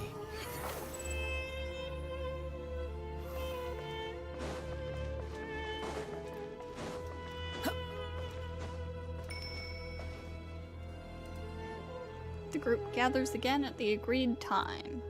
I've taken some time to reflect on this. If I had to guess, Professor Cyrus came to the desert knowing that he would almost certainly never return. He's a stubborn man who tends to double down when he feels strongly about something. We won't get anywhere trying to convince him to escape. I agree. My master Nephis says the same thing. Once Cyrus makes up his mind about something, he won't listen to reason. Mm-hmm. So that's one thing. A few other things come to mind too. You've heard all you need to hear about the Temple of Silence. So on that, I don't have anything to add. My own memories of this place are hazy though. Probably something to do with the overpowering presence of the Ba fragments. That might explain why I suffered from constant headaches and fevers as a child. I do remember having some fleeting moments of profound emotion when vague images would appear in my mind. But I don't recall much, only bits and pieces. I was still young then, and all I could understand was that there was a strong will inside my mind. Thinking back on it now, I suppose it was HERMANUBIS' way of trying to encourage me, even if we couldn't communicate. The power that came to inhabit my spirit was probably one of the cornerstones of their whole faith. So if the will and might of HERMANUBIS is a real, intangible thing, and they are its rightful worshippers, then... You're not gonna give in to their demands, are you?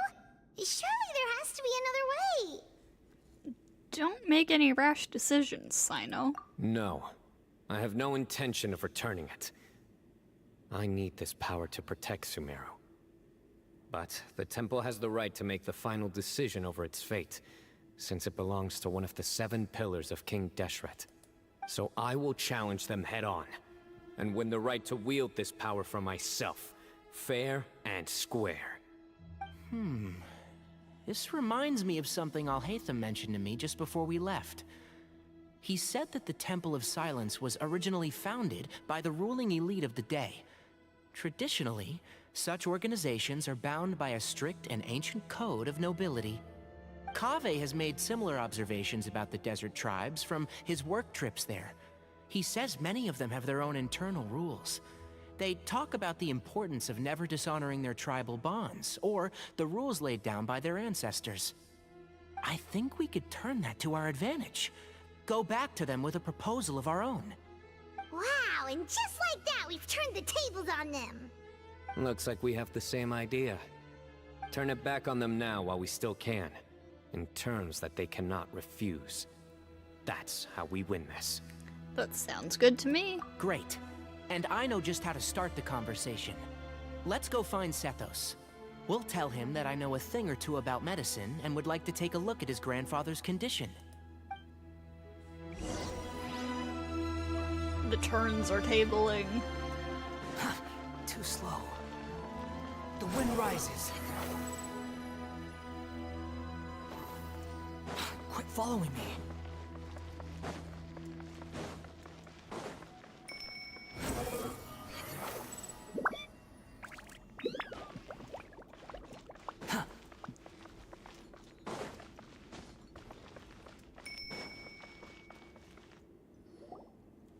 Sethos, let's talk.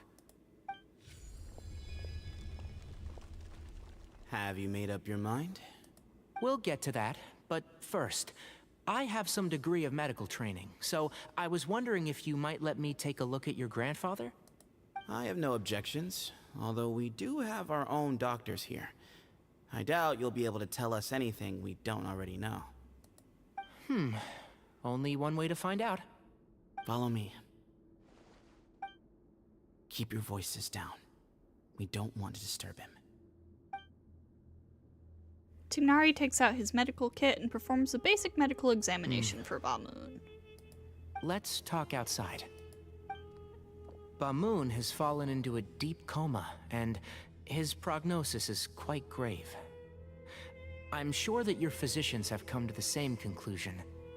Wow. He appears to have sustained a serious injury in his youth, which has been exacerbated over the years by the heavy burden of work and now by the effects of old age. Regretfully, I must inform you that, based on what I've seen with patients in a similar condition, he doesn't have long left. A few days at most. Yeah. I've known for a long time. You're his heir, aren't you? You clearly have a lot of respect for the man. But you also see things differently. You have a broader range of concerns and a more pragmatic approach. So tell me how we can end this on your terms. Let's find a way to bring all this to a resolution while Bamoon is still alive to see it. That's what really matters to you. I know it. Yeah, there's no time to waste here. You know that better than anyone. You know, the two of you are actually in a very similar predicament right now. Both of you have a very different perspective from the men who raised you. Right. And you didn't create this situation. They did, but somehow you've ended up having to make the tough decisions. You're right. We both look at this problem very differently than the people we inherited it from. I accept, Cyno. This all began because of HERMANUBIS. So let's end it with the rite he himself created. Legend has it that when HERMANUBIS first arrived in Tuletula, he sparred with the city's residents. He and his two companions proved their mettle by fighting over several days, winning the support of many fine people. That group of supporters were some of the first members of the Temple of Silence, and the sparring matches were enshrined as one of our founding rites, the rite of duels. It's where it all began. Sounds very fitting. I'm in. As a fellow vessel of HERMANUBIS, your ties to the Temple of Silence run deep. So I will permit you to participate in this rite, along with your chosen companions. 3 against 3. Sounds good. However, I have some additional terms. As the challengers, you must win all 3 of your fights to win. And Cyno, both of us must put our Ba fragment on the line. The winner takes them both. Letting Cyrus leave with one of the Ba fragments was a mistake, made by my grandfather out of pity. It is a long-standing issue that must be addressed for the Temple of Silence to move forward. I can make no concessions on that front. None needed. We're on the same page. If I win, the Temple of Silence must release Cyrus, and consider this past dispute resolved. If you win, I'll return my power to you. It's a deal. Then let's meet at the ceremonial hall tomorrow evening, 8 o'clock.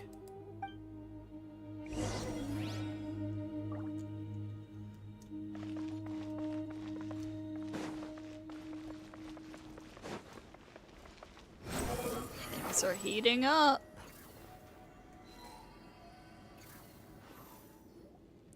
Well, after how that went, there's definitely no turning back now. There never was. Turning back hasn't been an option for me since the moment the professor slipped away to return to the desert. You have to win.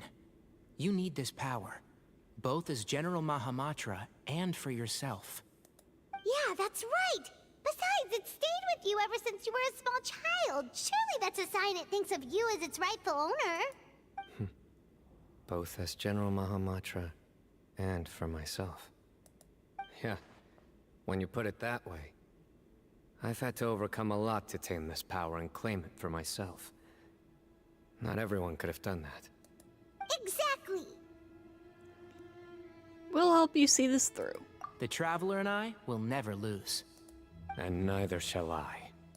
The desert was home to an ancient and great civilization that, for a variety of reasons, fell out with the civilization of the rainforest. It's just as Dia said. Prejudice has pushed people apart. But there must be personal factors at work here too. I can't shake the feeling that Bamun cares for many more things than he lets on. And I don't think that Zethos is any kind of villain. He's just doing what he thinks is best. Tomorrow, everything will be resolved.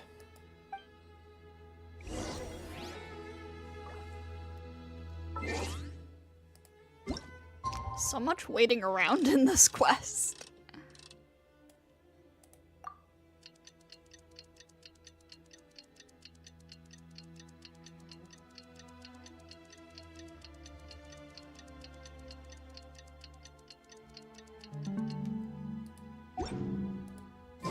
You think I've got a sharp tongue? I just tell it like it is. If some— Behold!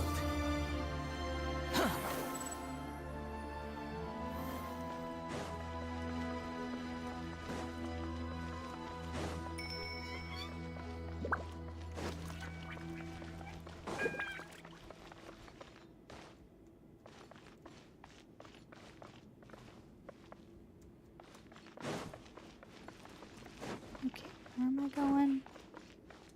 Ah.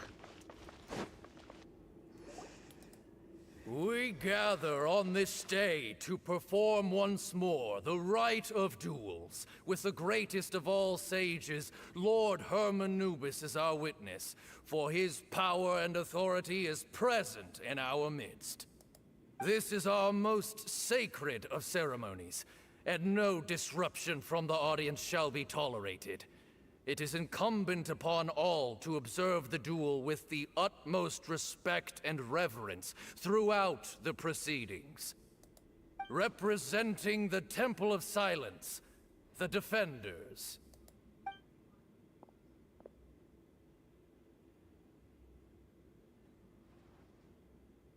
Grandfather, you're here.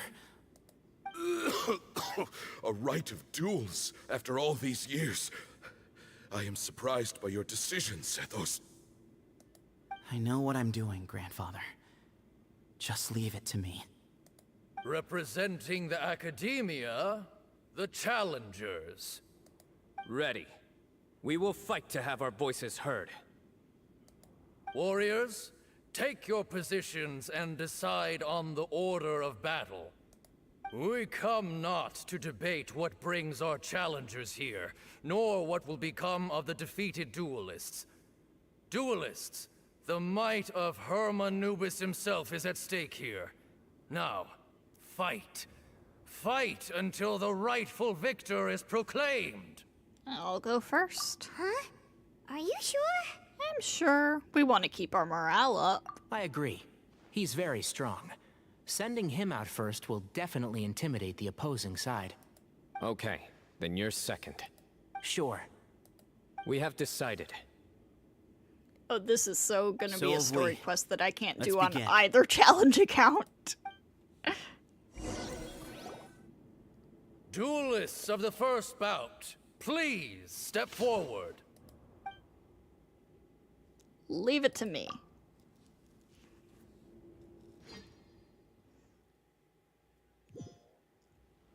It's so gonna be Force Traveler, Force Tignari. Hey, you there! You better play nice with them or Paimon will make you regret it! And then A little bit Force too much Cyno. chatter Yeah? from the audience over there.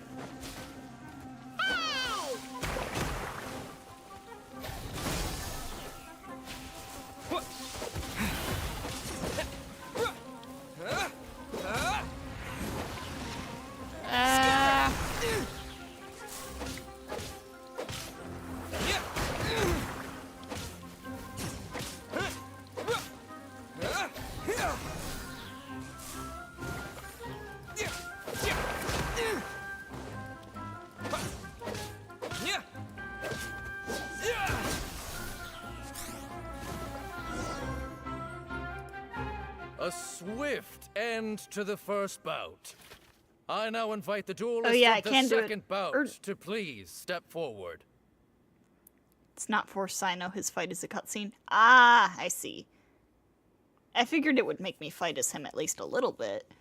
But, okay, so if there's no Cyno, then yes, I can do it on non-humans. If only my Traveler had Aquila. If only... When you're both ready, you may begin. Let's begin. Watch out!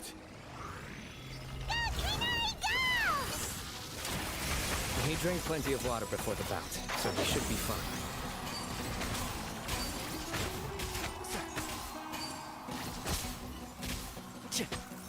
Excuse me, I'm trying to break the rock. Can't see?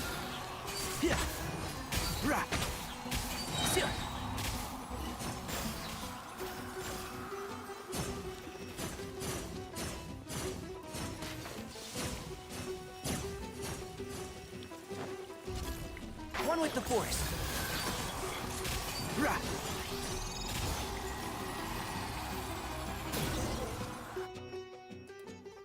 Wouldn't matter because it's the Trial Traveler. Was it? I didn't notice. Thus ends the second bout. We will now move to the third bout. Duelists, please step forward. I'm ready. So am I. This is the final stage of the rite. I remind you both that the terms you agreed upon in advance are binding. When you're both ready, you may begin. I am Sethos, vessel of Hermanubis, grandson of Bamoon, the leader of the Temple of Silence. For many years, we have kept our covenant with Lord Hermanubis by guarding the secrets of King Deshret. And even in our darkest hour, when we could not see a way forward, we chose not to abandon hope, but to embark on a brave new experiment so that we might prevail. Gave him sapwood. Thought that's just how my Traveler was built. No, I have, Amenoma on him, I believe. We earnestly sought Lord Hermanubis' wisdom and power, longing to see his spirit and his light descend upon us. Now, I will fight to become the rightful wielder of that power! I am Cyno, General Mahamatra of the Academia, student and successor of Cyrus. Music the is sage going of off. Spontamon. I fight in defense of my power, my professor, and my nation.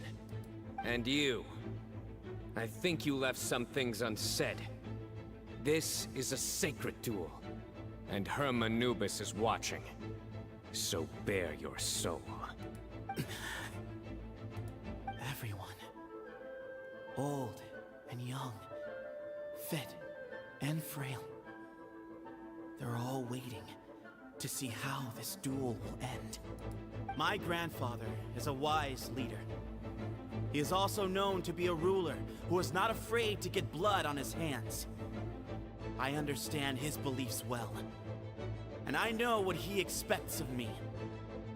But our faith has held us back for too long. After I grew up, I went to the rainforest once, and I saw for myself the people of the city. Times have changed. The people of Sumeru are happier and more free now than in the past. I thought about this as I stood at one of the tallest points in the city, gazing down at the streets below. Then I thought of you, Cyno. You and I both wield the same power, yet the lives we lead could not be more different. Each Ba fragment of HERMANUBIS stands for something different. Might, glory, and one of many other secrets that have yet to be revealed. I once thought that the nature of our fragments must be what makes us so different from one another. But maybe it's that you've found your answer, and I am still searching for mine. I am more than just a warrior. I am my own person. Exactly. The name HERMANUBIS has left its mark on both of us, shaped the course of our lives. We are his vessels, and yet we are more besides. So show me your answer, Cyno. Show me I can be more than my faith, more than the power I wield. Show me the person I can become!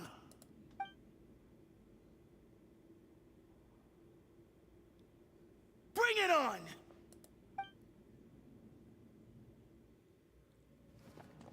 Let's go.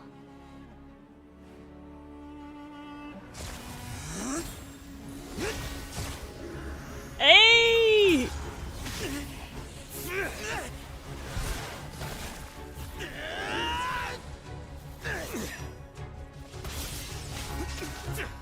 Ooh, I like that Sethos' claws have like a different color scheme than Cyno's.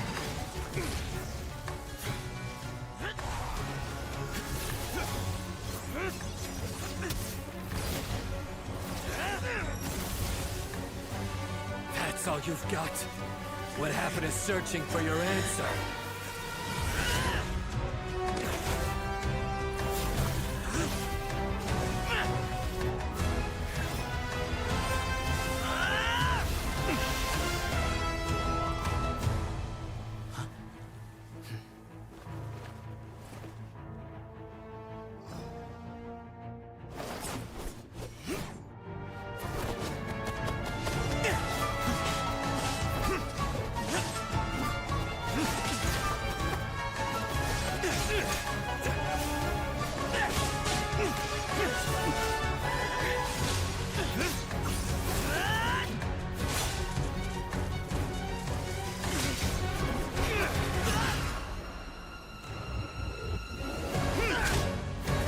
Showcasing a new weapon.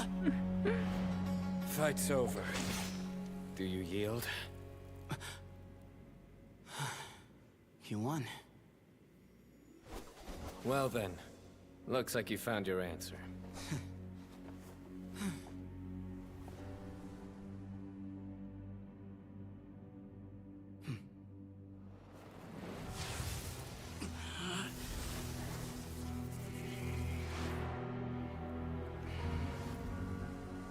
I give his glory to you.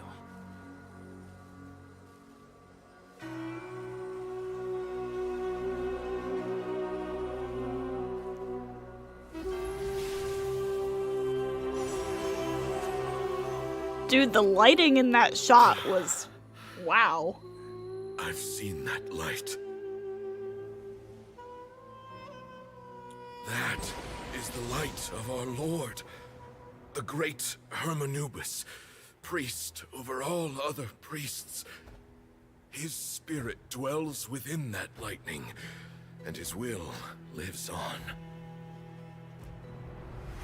Once a warrior of Tynar, he emerged from the barren desert sands to serve the god king Al-Ahmar. After the death of the god king, HERMANUBIS gathered his followers and the Tynarian priests and led them to the city of Tule-Tula. Once There, again, that eye is the only representation we get of Deshret. And from that day forth, we became stewards of all knowledge that survived from King Deshret's civilization. Barely a century passed before war ravaged the desert. One by one, Eremite leaders took up arms against each other in battles that would devour what little remained of their civilization. Only the wise city of Tule-Tula was spared under the guiding hand of the Tynarians. But peace did not last. Coveting the knowledge of King Deshret, the beasts set their eyes on Tule-Tula. The king of Gurabad laid siege to the city and ordered the sages to surrender to him the Temple of Silence. Oh As shit. proof of his victory. The ruling elite colluded with their oppressors, betraying the temple so as to hold on to their rule over the city. They declared that the knowledge guarded by the temple was the true cause of corruption. These were dark days, and we faced enemies on all sides. Our lord had long since exhausted his strength, keeping the forbidden knowledge introduced by King Deshret at bay. To ensure the temple's continued survival, he broke his being into many pieces and began the ceremony of HERMANUBIS' legacy, bestowing his power upon his mortal followers. With this power, the temple was able to defeat the tyrant's army. Yet, we were not hailed as heroes. Strange and unfamiliar as this power was, it struck fear into the people's hearts and drove them to reject us. In the end, the people of the temple and the Tule-Tula Tynarians left the city for good and made their way to the rainforest. What followed next was inevitable. The elite of Tule-Tula fell and were decimated. War engulfed the desert. And we wandered from place to place, always in hiding, all the while keeping close watch over our secrets and staying true to our mission. Betrayal forced us out of the desert and into the forest. Then mistrust drove us from the forest into the desert once more. We have lived in exile for far, far too long. Yet, today, the Temple of Silence has borne witness to the glory of HERMANUBIS once more. Thank you.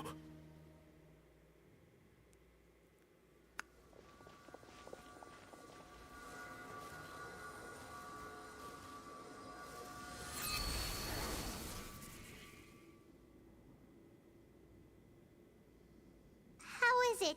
Do you feel okay? Wonder why they're hiding Deshret. I have some suspicions myself. I have some sneaking suspicions that he's going to turn out to be much more important than we think.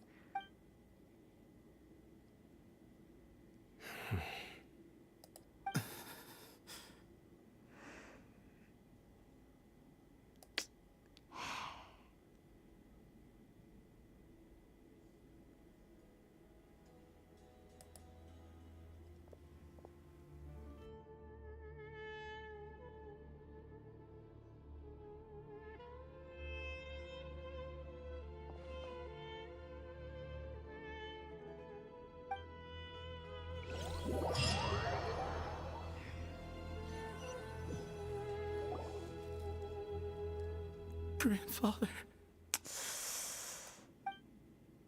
You, Sethos, and the other members of the temple bid farewell to Bamoon. In the Great Hall, people gather around the coffin to pay their respects.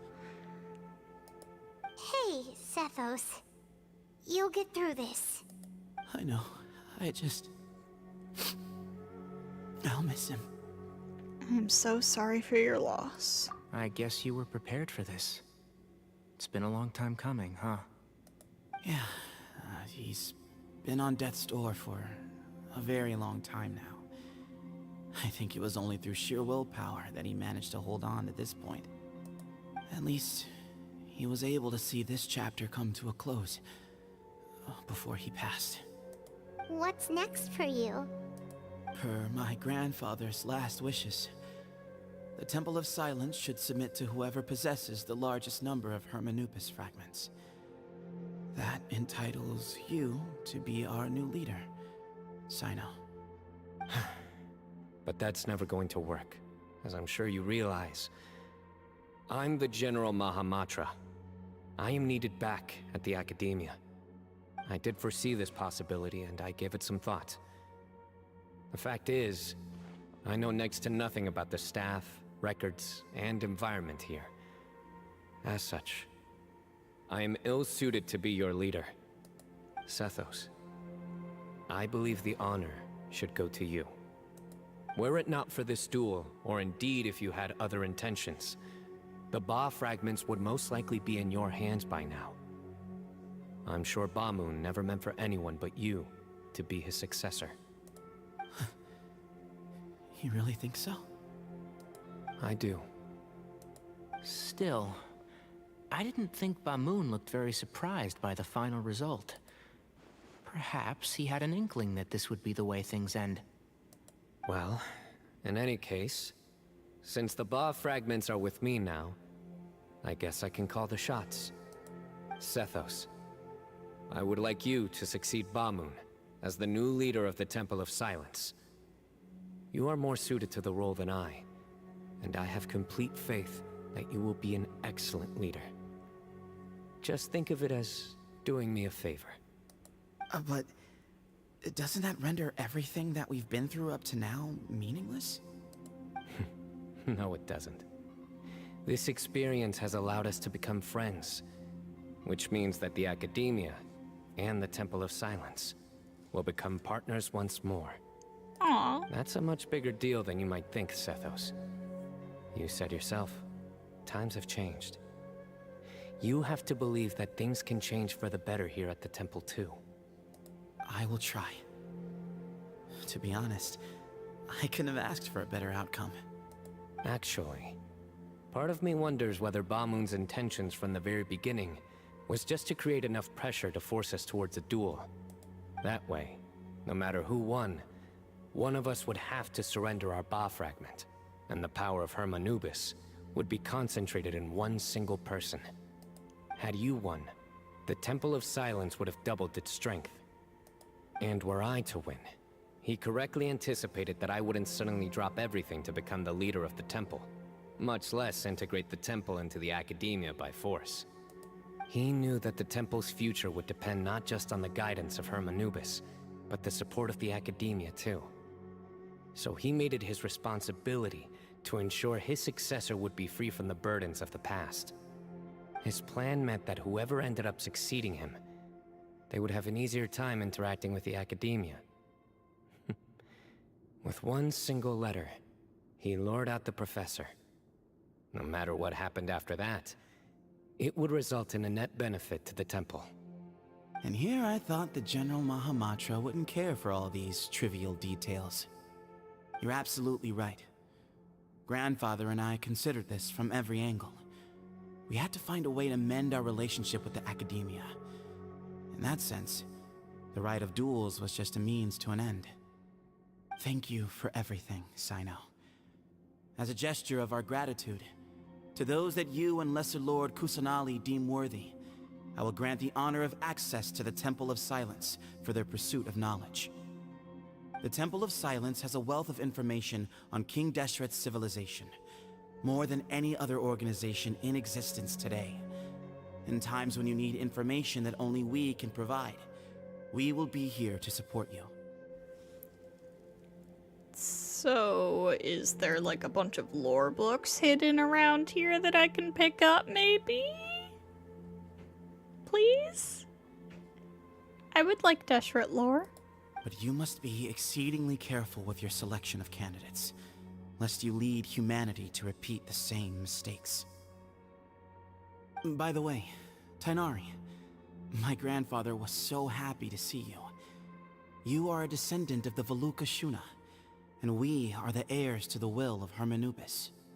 The story goes that King Deshret chose the sage HERMANUBIS from among the Tighnarians and appointed him as his familiar. He went on to fight many valiant battles with his Tighnarian companions.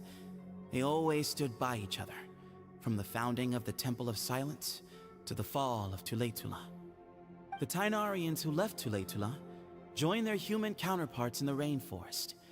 A few centuries later, when some of the group returned to the desert, many of the Tighnarians chose to stay and put down roots in the rainforest. In all likelihood, those were your ancestors. How fascinating. My father once mentioned that I was named after the Tighnarians, but I never knew that my forebears had such a history with the Temple of Silence. I like this story. By the way, has anyone seen Cyrus? Yes, Cyrus. You'll probably find him in my grandfather's room. He wouldn't show it in front of me, but I think he still has many fond memories of my grandfather. If it's true that you and your grandfather really planned for everything to turn out this way, then I guess he didn't really resent Cyrus as much as he appeared to. Who knows? Perhaps all of us. You, me, and Cyrus. We're all just pawns in my grandfather's plan to set things straight. He was awful like that. Someone's got to make the decisions when history is at a crossroads. I will make a detailed report on all of this to Lesser Lord Kusanali, and arrange for an official delegation from the Academia to come and meet you in the desert. I'm sure you'll have lots to attend to in the days ahead. But once things return to normal, please come and visit the rainforest again. You should stay for a few days this time, and start to build some relationships. If we're going to work together, both sides have to get to know one another better. I will. All right. Well, bye for now, everyone. I'll be seeing you. See you soon. Come hang out with us anytime. Best of luck to you, Sethos. I will be looking forward to your release next patch.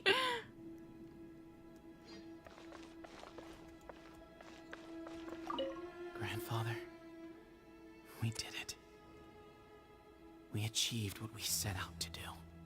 From this day on, the Temple of Silence has the chance to work with the Academia once more.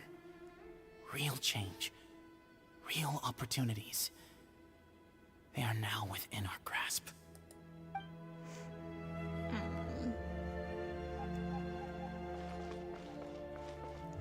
Alright, back to the Academia.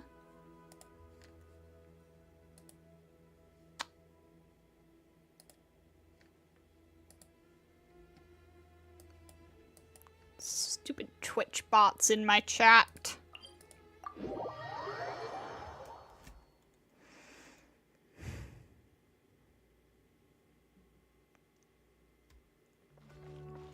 The wind rises.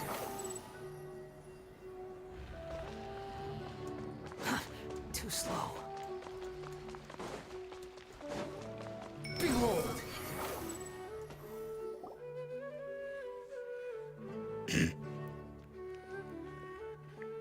What were you thinking gallivanting off into the desert alone at your age? What if you take the bucket, You told not a soul what you were up to, designated nobody to handle your affairs, and left everyone scrambling frantically to try and figure out how on earth to clean up the colossal mess you'd made. Oh, please, will you stop your yelling? What other choice did I have? What do you mean, what other choice?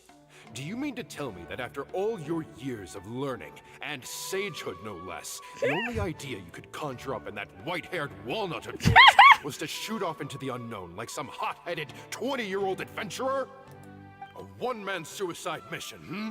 That's the best idea that one of the finest minds of a generation could come up with, is it? It astounds me that you survived the journey, and you're lucky that Ba Moon didn't finish you off when you arrived. All right, all right. Honestly, the way you're going off on me, it's like you wish you'd been there to lend him a hand. Does it mean nothing to you that I'm your colleague and former classmate? I've got nothing more to say. What's the point of berating an old bag of bones?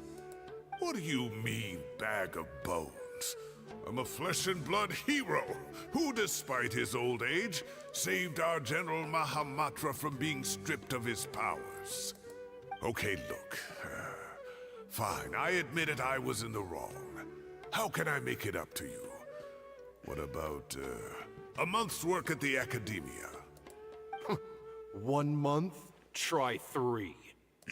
Tighnari's master is really laying into Cyrus. Let's give them a wide berth. Yeah, we're too young to get involved. Sure you are, Ether. Professor brought this on himself.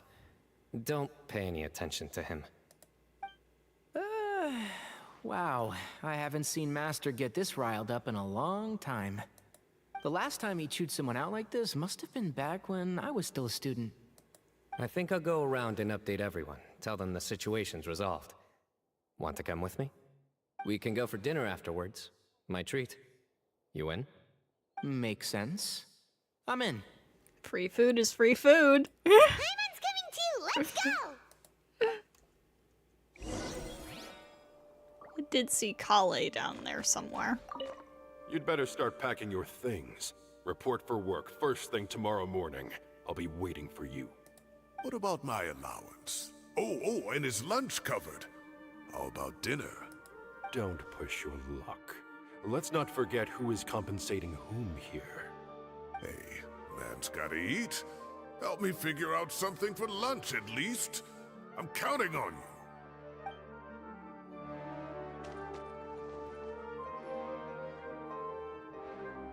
Oh, Farzan! Hey, Kale. Ah, you're back! Well, look who we have here. Would you mind explaining to me what has been going on this past few days? I heard you all ran off into the desert and got embroiled in a major catastrophe. All taken care of. That does not answer my question. How could you be so careless? That goes for you as well. Yes, and you too. When you run into problems, you really ought to ask for help, you know? I've been around the block. Don't you think it would have made sense to involve me? And let's not forget, I know the desert like the back of my hand.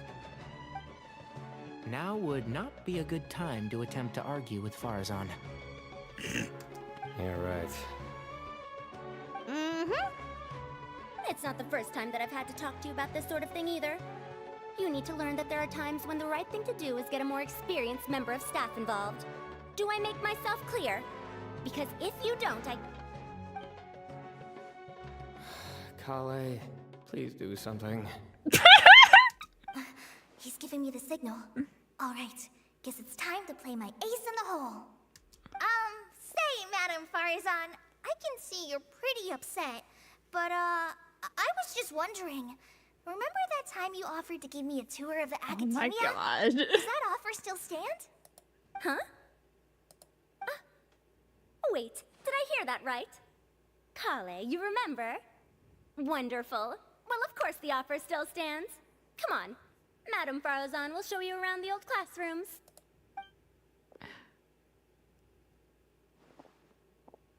Poor Kale getting dragged off like that. Also, check out Farzan acting like some sort of official Academia tour guide. Farzan would have no-diffed the whole temple. Real? Kale, cup. Huh? What? Oh, right! What do you mean, cup? You need a cup. I can get you a cup. Oh, it's nothing. Just Master's way of reminding me to stay hydrated while I'm out and about.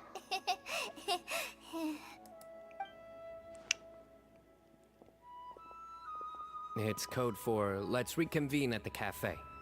Tighnari and I used it while we were in school, and it's become something of a family tradition now. Family tradition! Oh my god! Oh, that's kind of fun. Mm-hmm. 2 people left. Let's bring them along too. Family tradition!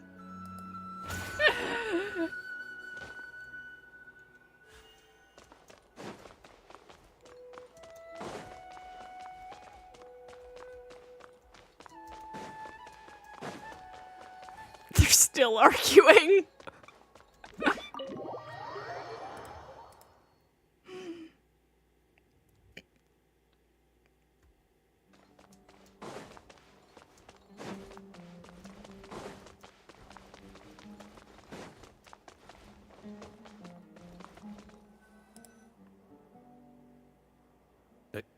Am I hallucinating? Or do I see Kaveh and Alhaitham engaged in diligent studying? We're just reorganizing all the books we used. Look, there's a whole mountain of them. There's no rush.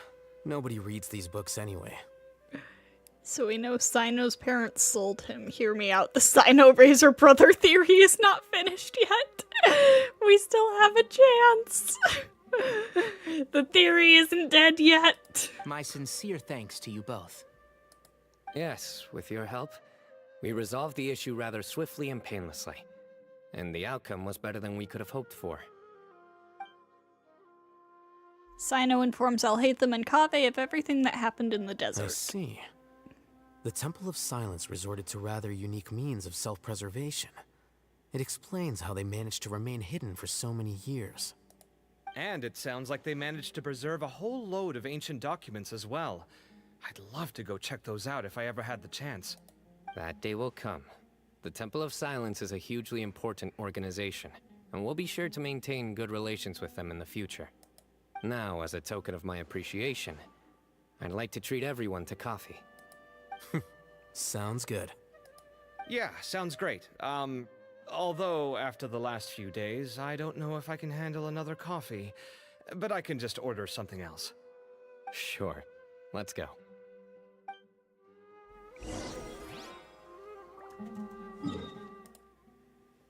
His parents could also be from Notland. Is Razor the Pyro Archon?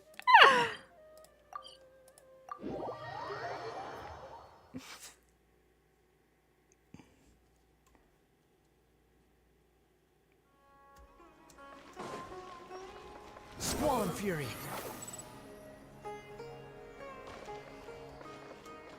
Quit following me.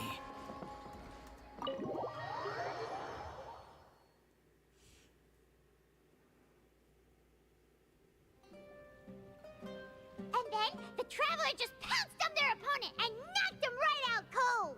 Then there was Tighnari. He put up an amazing fight too. We ended up winning all 3 bouts. Whoa. Part of me wishes I'd been there to see it, but I'd have been biting my nails off worrying about you guys.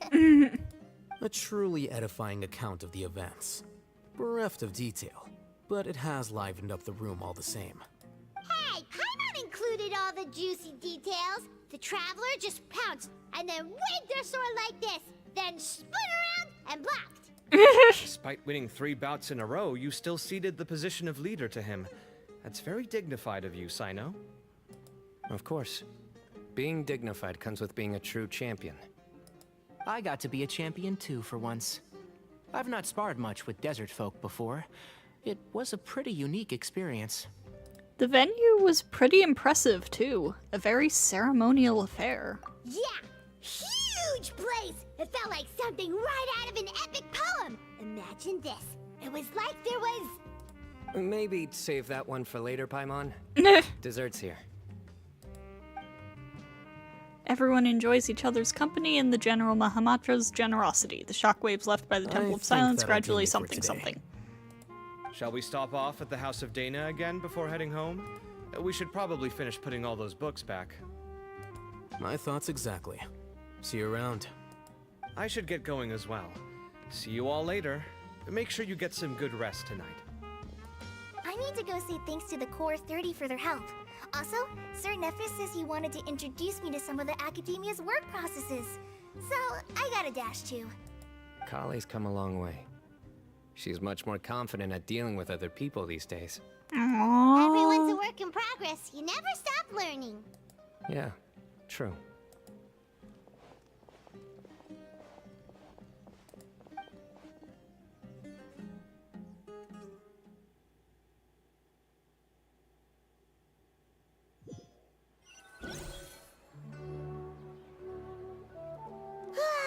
That was good. It feels like everything's finally wrapped up now. Life is all about these moments when you can finally relax and hang out with good friends after a job well done. And also, those desserts Cyno got, they were really good. Paimon definitely needs more of those in the future. Then let's come back again sometime. Do you three have anything planned for the rest of the day? If not, would you come somewhere with me? Sure, where are we going? That's a secret for now. Wouldn't want to spoil the surprise. Okay, I think I can guess what you're talking about. It'll definitely be a nice surprise. Well, now Paimon's curious. Come on, let's go.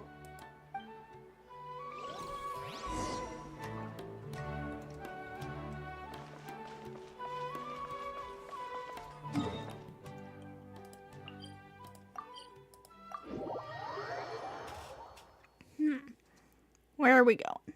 Up here? The wind rises.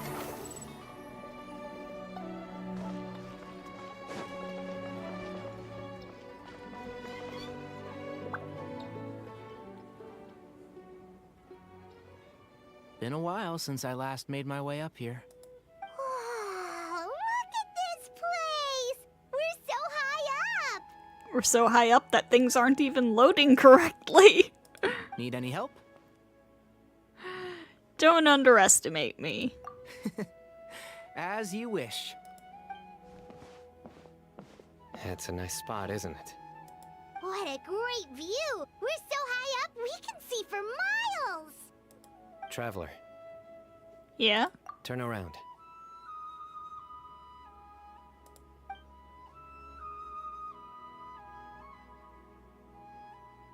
God, this game is gorgeous. It's beautiful. This is my secret base. Somewhere I only bring my best friends. When I was a student, I used to slip away and climb up here all the time, just to clear my head. I was quite young then, and hadn't made too many friends yet. Back then, I had a lot of the same questions that Sethos was asking. Who am I? Why do I have this power? And what should I be fighting for? Our gifts help us to find our rightful place in the world. That was my experience. And I'm sure Sethos will figure things out in his own time, too. As long as HERMANUBIS' power endures, you will remain inextricably linked to the Temple of Silence. You two really are like brothers. I feel the same way. You're a true champion now. Of course. I see no need to be humble when it comes to the facts. I still remember one time when we came up here to chat and do our homework. Cyno accidentally dropped a fruit. Luckily, he has fast reflexes, so he caught it just in time. That was the one and only time. Nothing will ever slip through my fingers again. Those were good times. I kinda miss the student life. You know, Paimon really shouldn't be able to imagine Cyno doing something like that, but for some strange reason, the mental image is coming through clear as day. Then make it stop. There's somebody there. It's Professor Cyrus. You guys carry on without me. I'll be right back. Okay. Huh? Hey, you're not supposed to jump down. Be careful. I was like, he's so gonna jump down, isn't he?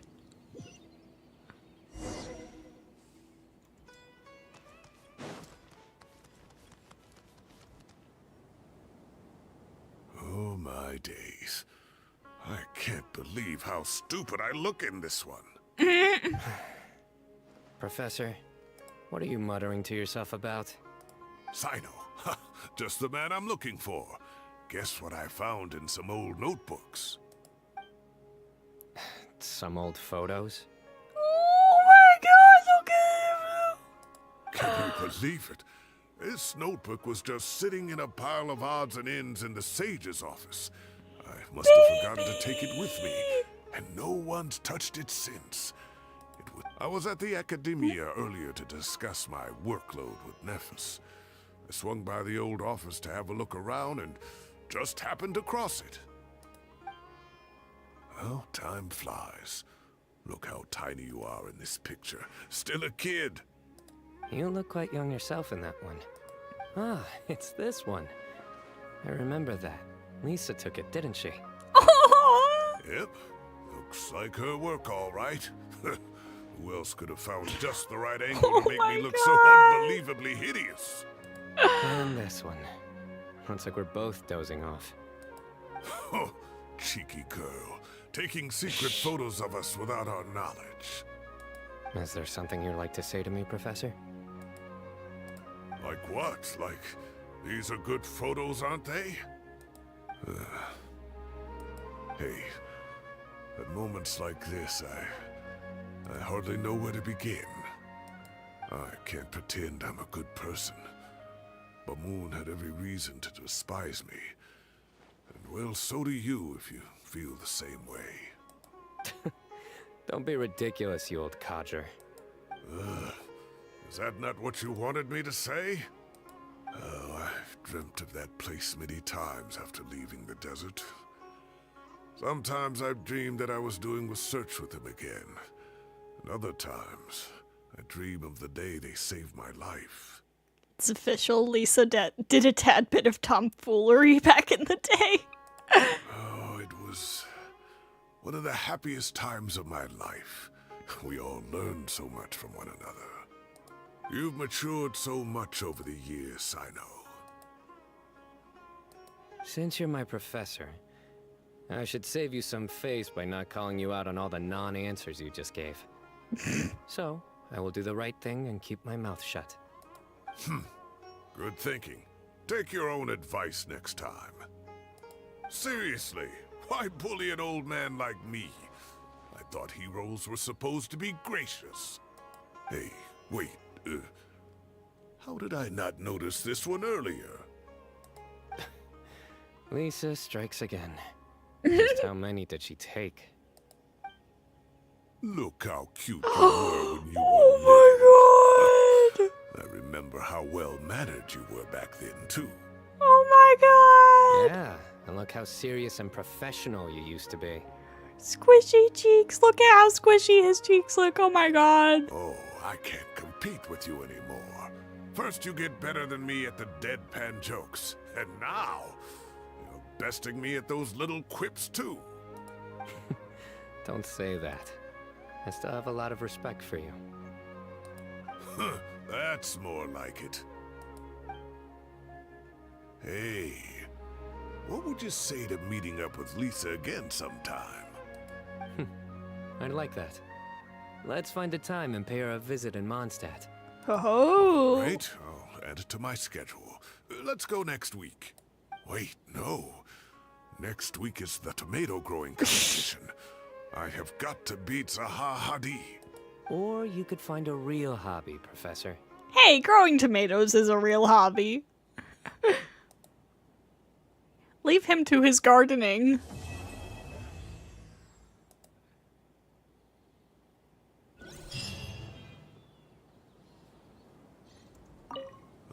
Time has passed too quickly. The children have all grown up. But it turns out grown-up kids are no use. When Nephis comes after me, Cyno still can't do anything to protect me. Oh, that boy. Great view today. This atmosphere calls for a joke out of left field. To catch the listener unawares.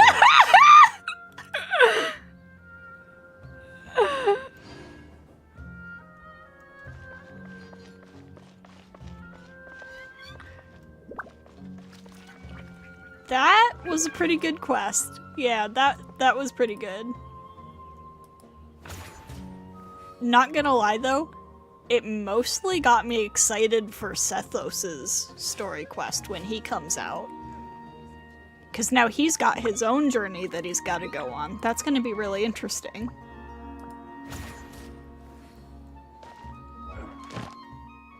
You know? I want to witness his journey of self-discovery.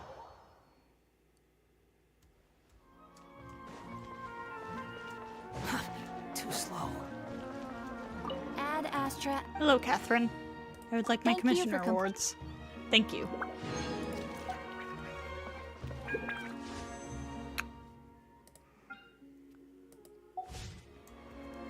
Still...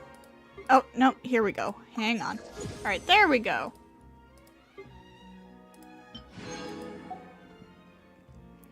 When using Nahida, Cyrus is like, how mature Cyno has become. I'm proud of him. And Cyno is just, how can I make a joke here?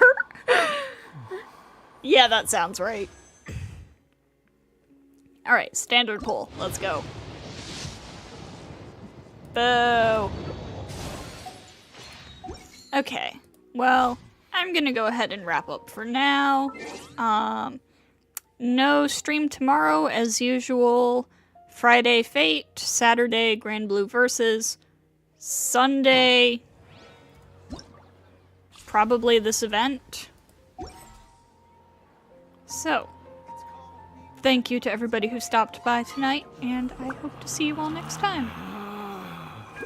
Relax.